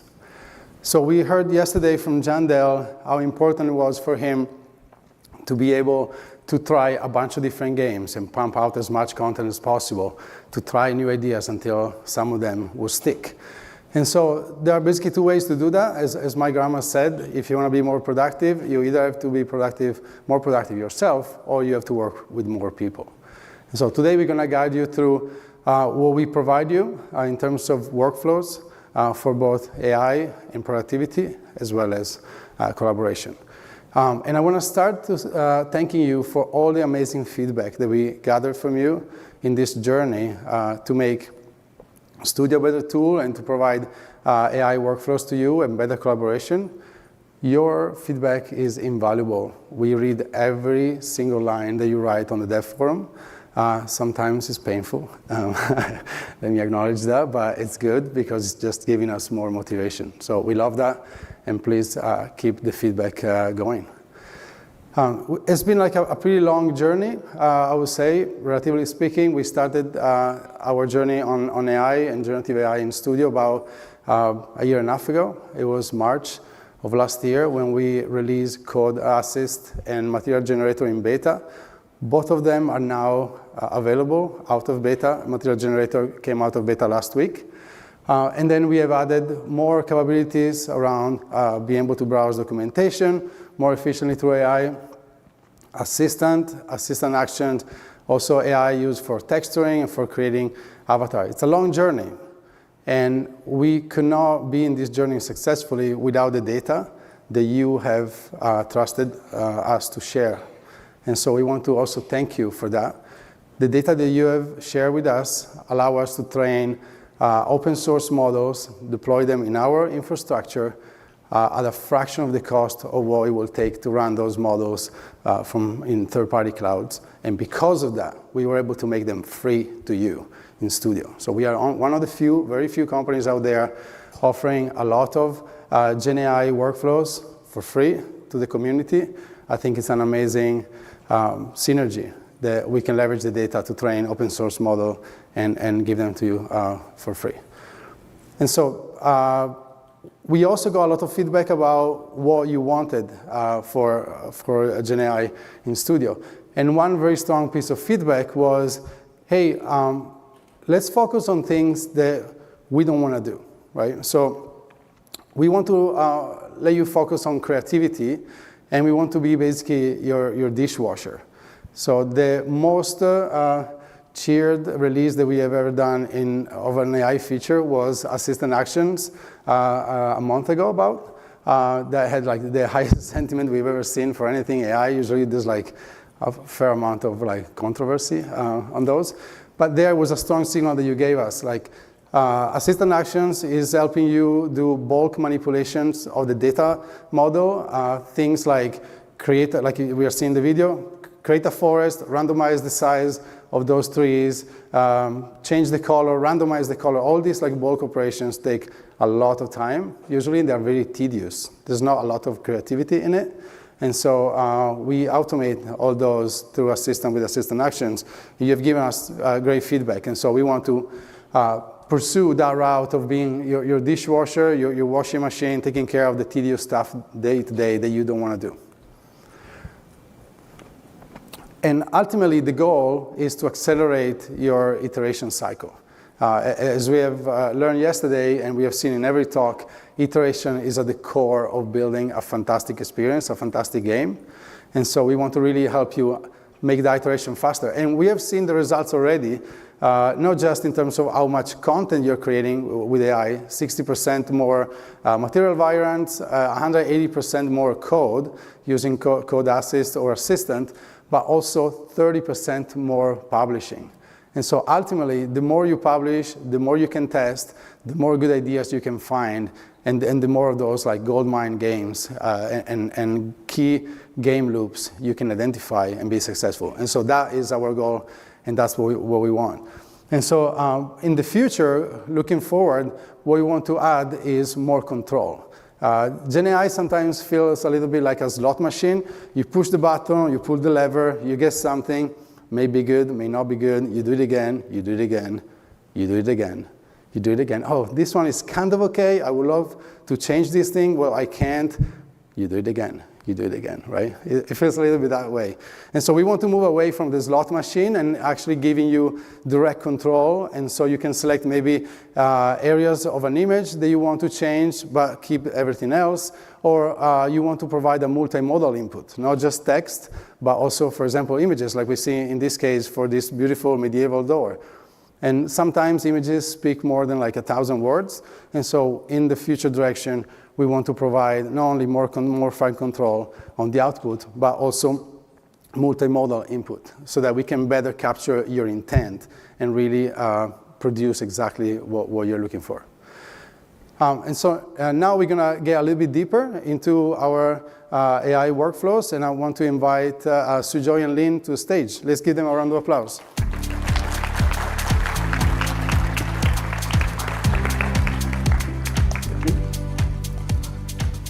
All right, this thing just fell out of my pocket. All right, hi everyone, I'm Sujoy. Super excited to be here today. I actually got a really fun job. Lynn and I have actually been working on a little demo experience that we built using AI. So who's ready to have their minds blown? I'm just kidding, lower your expectations. We're not game developers, but okay, let's take a look.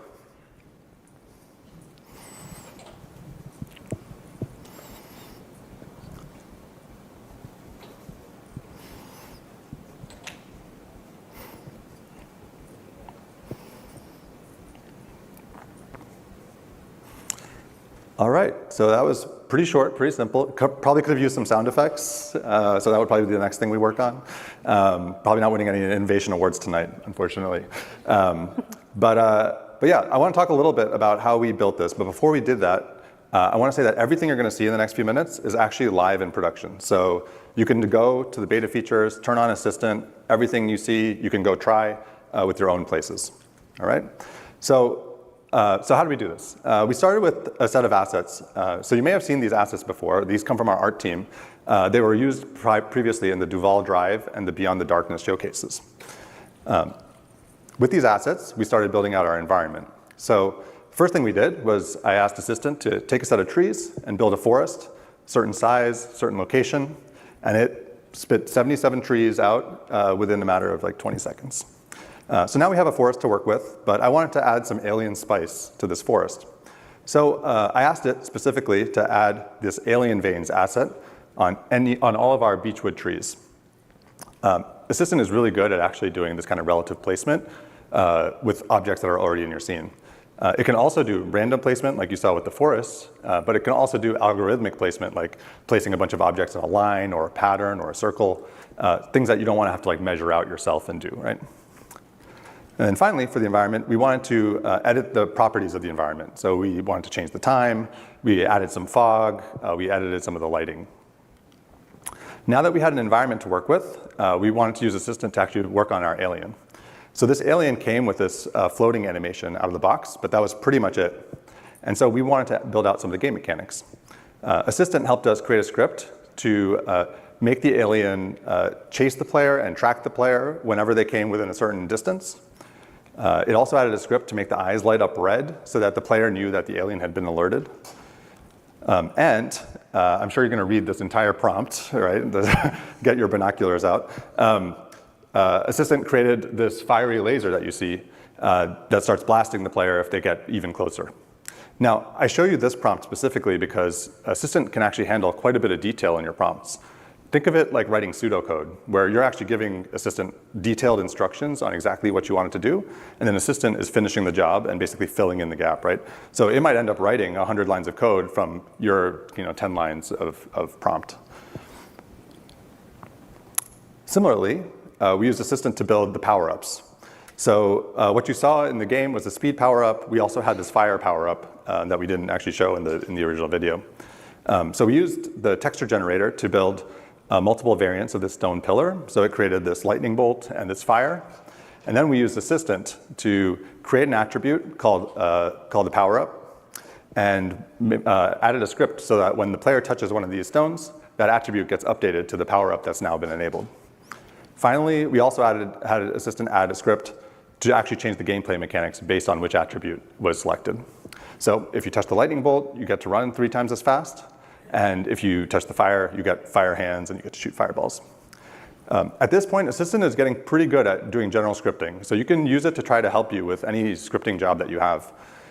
We also, we didn't go into the details of this, but we used Assistant to build the UI at the beginning, the little pop-ups at the beginning and the end of the game, as well as the teleport mechanic that rescues the player at the end. Now I'm going to hand it over to Lynn. Hey, thank you, Joy. This is really fun and inspiring. However, in our creation workflow, sometimes outside of this fun part, there's always a lot of tedious and mundane work. I believe you know that, such as bulk editing or change the names of hundreds of objects, or just some small little design tweaks, right? As an experienced developer, you know how time-consuming and sometimes frustrating it is. Now, I'm so excited to tell you Assistant can do it for you. As you can see here, it can bulk select hundreds of dozens of trees all at once that meet a certain criteria. Sometimes it can even be like very hard, right? So all of this on the rock, or like, hey, shorter or taller than the one you pre-selected. So you don't need to select them one by one and take a look of the property window. Just using this prompt, boom, problem solved. Also, you can do that, such as on the right side, it can compare the packages. Even though they look very visually similar, it can compare, tell you, hey, what's the difference in the scripts or what has been changed between different versions. Also, there's more tasks it can do for you as well. You may not know it yet, but Assistant can already handle it for you. Do you know that it can select all the objects and put it into a folder, give it a proper name automatically? Do you know that it can also change all the objects and the name, reorganize it in your data model, even you just based on the content, what's inside? I don't know about you, I'm super excited about it. I think it's already a huge booster for my productivity. It's not only because it saved my time, but more about a sense of relief that frees me up from this boring, tedious work, so I can stay in the flow and focus on the creative work I like. So here are all the tasks Joy and I did to build this demo. Assistant actually did 100% of all the scripts in that demo, and most of the environment building and mundane tasks.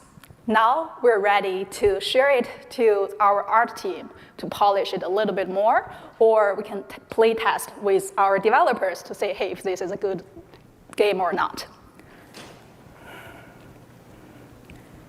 AI is still very early, but useful already. As we demonstrated, you can see the 3 key values it can do.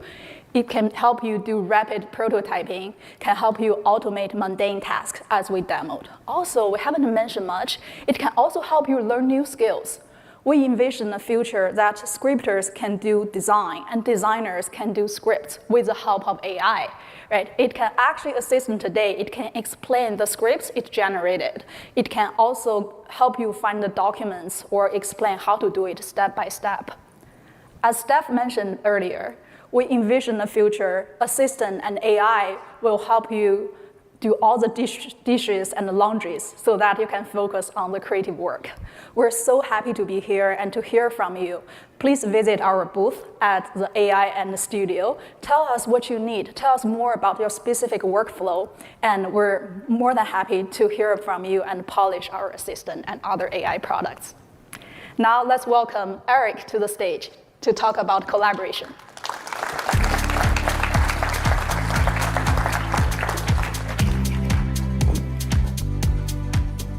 All right, thank you, Lynn and Sujoy, and good morning, everybody. Hi, my name is Eric Yip, the engineering lead for Creator Collaboration, and I'm excited to be here to share with you all our plans for how we're going to make collaboration workflows more powerful.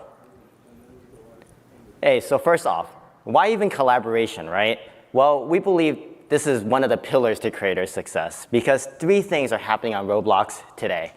First, your experiences, they're getting larger and more sophisticated, and you need workflows at scale. And your teams, they're growing and becoming more dispersed. And third, creators like you and me are craving better support for third-party tools. Am I right? All right. All right.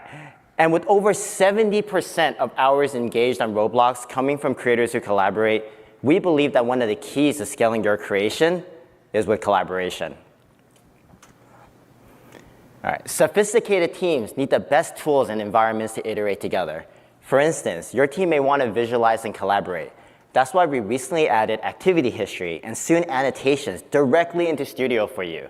So like this example, an update to the tree package will be shown in the feed for all to see, and your teammates can use annotations to describe creative intent directly in Studio without using clumsy screenshots.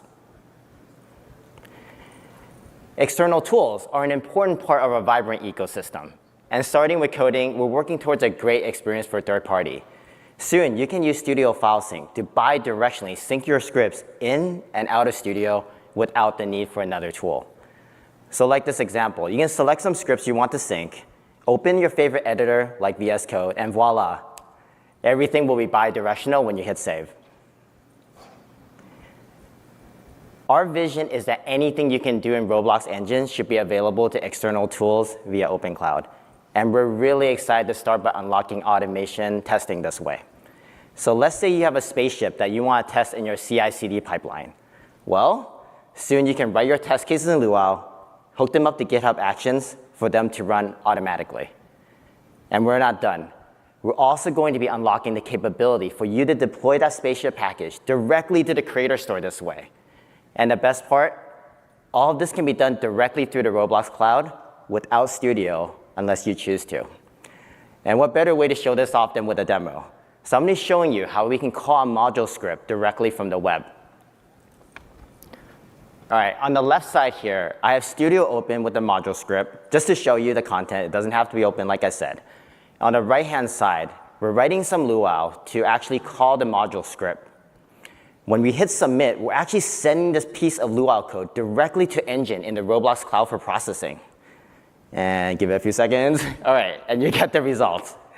So I'm really excited to share this with you, and I can't wait to see all the creative things you can do with this.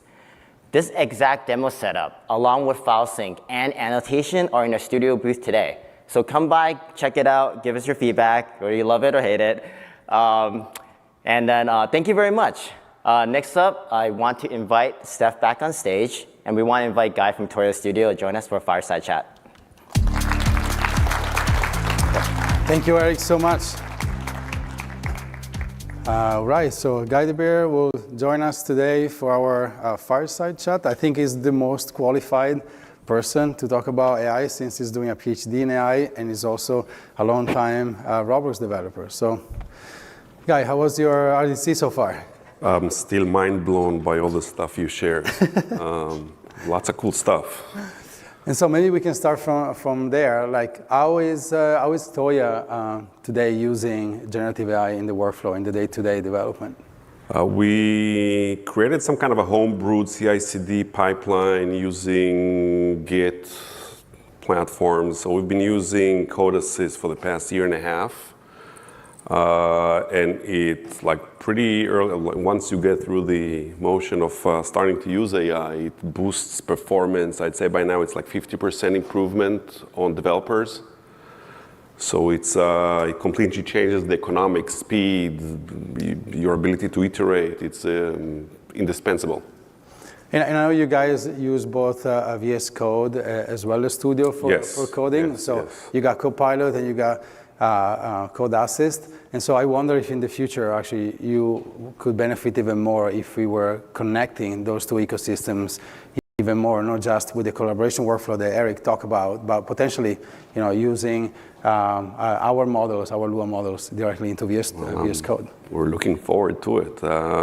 In general, in AI, the rate of innovation is crazy. There is like a new breakthrough coming in at least once a week. And using sort of a standard platform is also sort of guarantees that you get state of the art in everything that you're looking for. But it's also a way that really helps us with hiring new devs because these are like very standard platforms. So getting devs that are familiar with VS Code is accessible, much more so than experienced Roblox devs.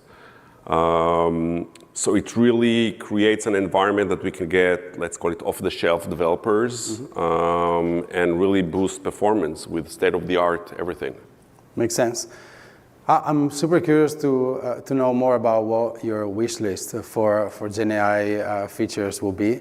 I remember coming to you over a year ago after we released Material Generator, and I asked you, so how can we help you? And you were telling me like, hey, we need to texture like hundreds of pets, right? And then they were all, none of them was using tileable materials. And so we developed a texture generator. And then I remember like the next step, we came to you and you were like, oh, that's not good enough. We need to be able to edit very easily. And so we created this workflow with Photoshop. So you can create something, it may not be perfect, but you have now a nice round trip into Photoshop. What else would you like us to work on to help you guys? Well, some of the stuff on my wish list I've just seen, so I think that's a good start. But I think that the place that would really change, like right now we have, let's say, a developer, maybe a developer and a half on a game, which is mind-blowing. But and a half on a game, which is mind-blowing. That need to. A lot of the work is retexturing because the marketplace has an object for pretty much everything. And since some of the work we do is branded and each brand wants to have their own flavor of things, so retexturing in a game which has hundreds of characters, dozens of levels and locations, minigames and so on, retexturing takes probably 2 or 3 artists constantly per game for each update and all of that. And having a generative solution for that essentially would make a game with a 2 or 3 team members, like a dev, an artist, and a game designer could really accelerate things further. So with the same team, you can make 3 games instead of 1. So Suzhou and Lin, bulk retexturing, make a note of that. That's a great combo between assistant and texture generator capabilities. Very cool. A question that I'm sure a lot of people in the audience have for you is, how is AI going to impact the other side, which is gameplay, right? People think like, oh, there's going to be completely new games, and some we have seen. I've played with this, the game of this startup called Ego Live. There's going to be in beta on Roblox in the next couple of weeks, where basically it's kind of a tower defense model, but instead of like attacking the tower, you're actually convincing people to join your army, right? And you just talk to them and like get them to like join your cause and then rally them all towards the enemy castle. So like very different gameplays are probably gonna emerge, and I'm curious how you guys are experimenting. I know you're looking a lot into like NPC technology, Sure. so we'd love to hear from you. NPCs I mean, not to downplay code assist and art generation, NPCs I think is sort of a new frontier that can really generate something that's social, but with the scripting component. NPCs are going to be a huge deal, not just with the language chat interface, which I think is going to be, I mean, it's already pretty good when it comes to language, but also behaviors, intents that the NPC can actually play along and feel like real users. So I think the tech is coming up to that, and we'll hope to roll something out early next year. So would you want to see basically a large language model for the communication interface paired with like an AI behavior model that can do any animation, any gesture, any interaction with the environment? Basically behave like what a user would do, so I think that sort of a model that can pick up the intents from the language and behave in an interesting way, that really creates a completely new type of adventure games. Every genre can really benefit from that. And would you use that also for like game testing, maybe? That'll be a bit difficult, I think, because like other than fast iteration, it's really hard to say because we haven't really played with that. It might be creating completely new genres. You know, it's until you actually play with that, that'll be really hard to say. But there's the opportunities with like intelligent NPCs are really endless. Very cool. Okay, maybe last question. Before we jump into audience questions, if you had any advice to the audience about how to get their hands dirty with the AI, both in the creation side or on creating basically new mechanics in experience, what would be your advice? I think the first hurdle a team has to go through is to really embrace AI. But once you do, it's really super powerful and completely change the workflow and the work dynamics in a team. In terms of advice, I'd say start early, fail early, play around. I think that one of the benefits of Roblox that it's an open platform, so you really experiment with models that you can pick up from the wild, let's say, and there's endless amount of models that can do pretty much whatever works. So I think that experimenting and integrating new models is super critical, and creators that want to come up with an innovative gameplay or game, you know, it's something that either really expensive or you got to use AI to really pick it up. Very cool. Thank you so much. I think we have about 8 minutes left, so we'd love to take questions now. We have 2 microphones, so feel free to walk up to them and ask any question.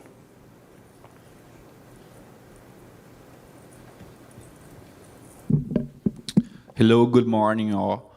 I was wondering about what would be the first steps on using Roblox Open API.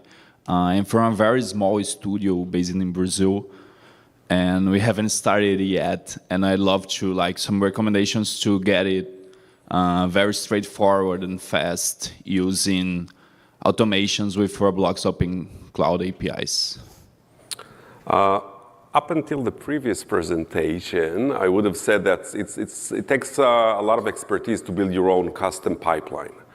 But I think that what I've just seen is that connecting, you know, Git and VS Code is going to be super simple, and getting developers that use VS Code it's the most accessible editor being used. So I think that the barrier of entry is gone.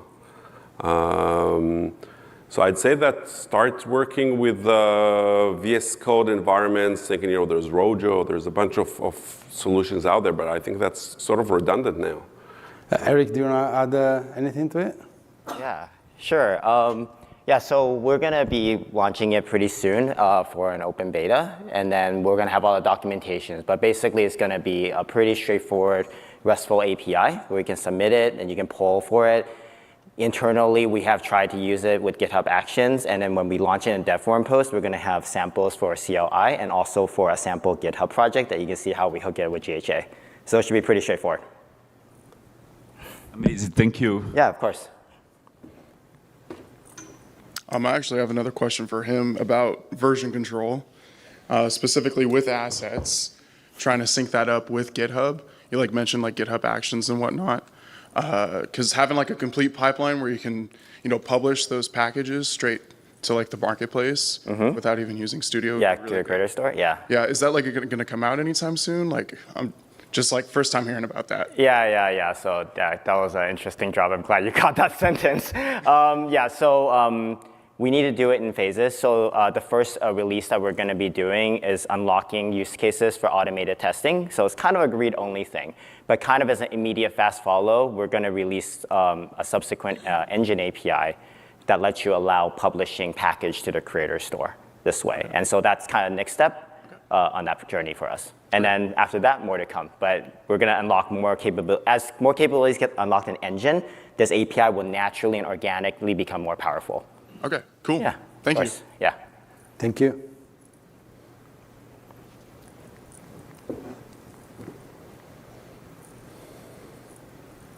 Hi, my question is regarding the code that is being generated by the AI tools. Have you done any benchmarking with the other models or the code generated by, say, Anthropic's 3.5 Sonnet? Like, how does it compare? Yeah, that's a great question. So our approach is that we use whatever is best, right, for the product. And so we are constantly trying Anthropic, GPT for anything out there. The big difference between those models and the open source ones is that the open source ones, we can fine tune them and we can deploy them in our own infrastructure. And because of that, they are like extremely cheaper to run, and so we can offer them basically in this case for free. And so before we basically deployed for code assets the new star code based model, we actually ran benchmarks and we were like outperforming OpenAI models because we had data to fine tune. So that's kind of the secret sauce, and we're gonna get even deeper on that front where we're gonna use more and more of the data and the code that you guys are sharing to fine tune open source models on our infrastructure, and then that will basically allow us to outperform the off-the-shelf models that you can find out there because they don't have access to the same volume of data. Yeah, I'd add to that quality is all about data. The open source models, they're like, GPT is pretty good, but there's not a lot of, ROBLOX specifically, Lua data in there. Yeah. So I'm really looking forward to the fine-tuned models coming out. Yeah, and if you want more detail, find Karthik at the studio booth, and then he can geek out with you for a very long time. Next question, thank you. Yeah, hey, just curious what sort of the vision is around coding inside of Studio and just like that improving the workflow, because right now feels very like everyone's kind of just throwing AI tools like into their development workflows, whereas like I would much prefer if it was just like a second brain and just like coding alongside me as if I was pair programming. I think what you described is actually the final destination, right? We have put a lot of work for making like coding in Studio like a first-class citizen, right? There was a lot of improvements. A big one that is coming this year that you guys are gonna be all excited about is the autocomplete. We completely refactored the autocomplete. I know the latency sometimes is very annoying, and so it's gonna be like lightning fast before the end of the year. And then basically the idea is exactly what you described. It's like you're pair programming, right, with someone who can like read your mind, read your intent, and like generate code and then iterate. We also have found that it's very effective for like debugging, for example, or sometimes also for explaining code. I think code explanation is one of the highest rated features. So these are all things that will be there, and we're trying to make them as seamless in the workflow as possible, so you don't have to like move away from what you're doing, right? But you're just basically in the flow, and then you're getting this suggestion. Also, Copilot has been in the market for much longer than we have. So, of course, we are always looking at that, and we're learning how to improve the UX. But yeah, that's the direction we're going. Thank you. So my question is about ownership. So if I use Gen AI to generate my models, to generate my code, to generate everything associated with do I own it? Can I sell that on Marketplace? That's a great question. So I'll give an example. If today you use Assistant to generate a scene, like the one that Joy and Lynn have shown, right? And you're pulling data from the Marketplace, and you're generating code. So the Marketplace data, right, is there, made by the community, and it's free for reuse. So there is like completely clean IP usage. The code that is generated by an open source model that we have fine-tuned with the community code, the community who donated it to us for that purpose. So again, we are completely clean from an IP standpoint. And so you own 100% of that. We're not infringing. We're not doing anything, that is not like completely sound from both a legal perspective and a community perspective. And that's kind of how we see it.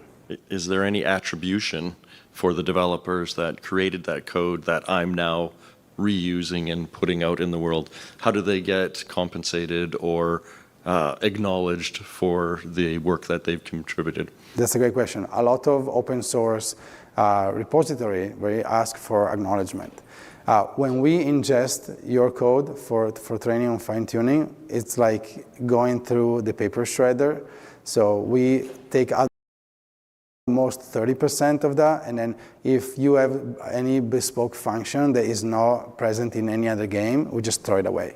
We don't want to get any secret special sauce. We just want to get like standard functions, right? And then again, everything is shredded in tokens, so there's no way you can rebuild someone else's code, and that's why we don't have the need for attribution, because you're only going to get like generic functionalities. They are basically created with like very small chunks of everybody's work together. And so this was a little bit like a synergy we did with the community. We take the code, we make it available in Studio, and it's free. And so that's kind of how we compensate, basically. One follow-up question on that. When you're ingesting these files, if there's a header that has any copyright information, what are you doing with that file? Yeah, we strip out all personal information, API keys, all stuff. We have a whole like system to basically filter out, clean up the data. In fact, we end up with a lot less data that you start the process, because we want to only like really, really clean stuff. My question was more about, if it says copyright, do you not use that file? If it says copyright, it will not be opted in, and so we will not use it, yes. Thanks. I think we are at time. Thank you so much for all the questions. You can find all of us at the studio booth, so don't hold back feedback, and thank you again for a great session. Thank you, Guy.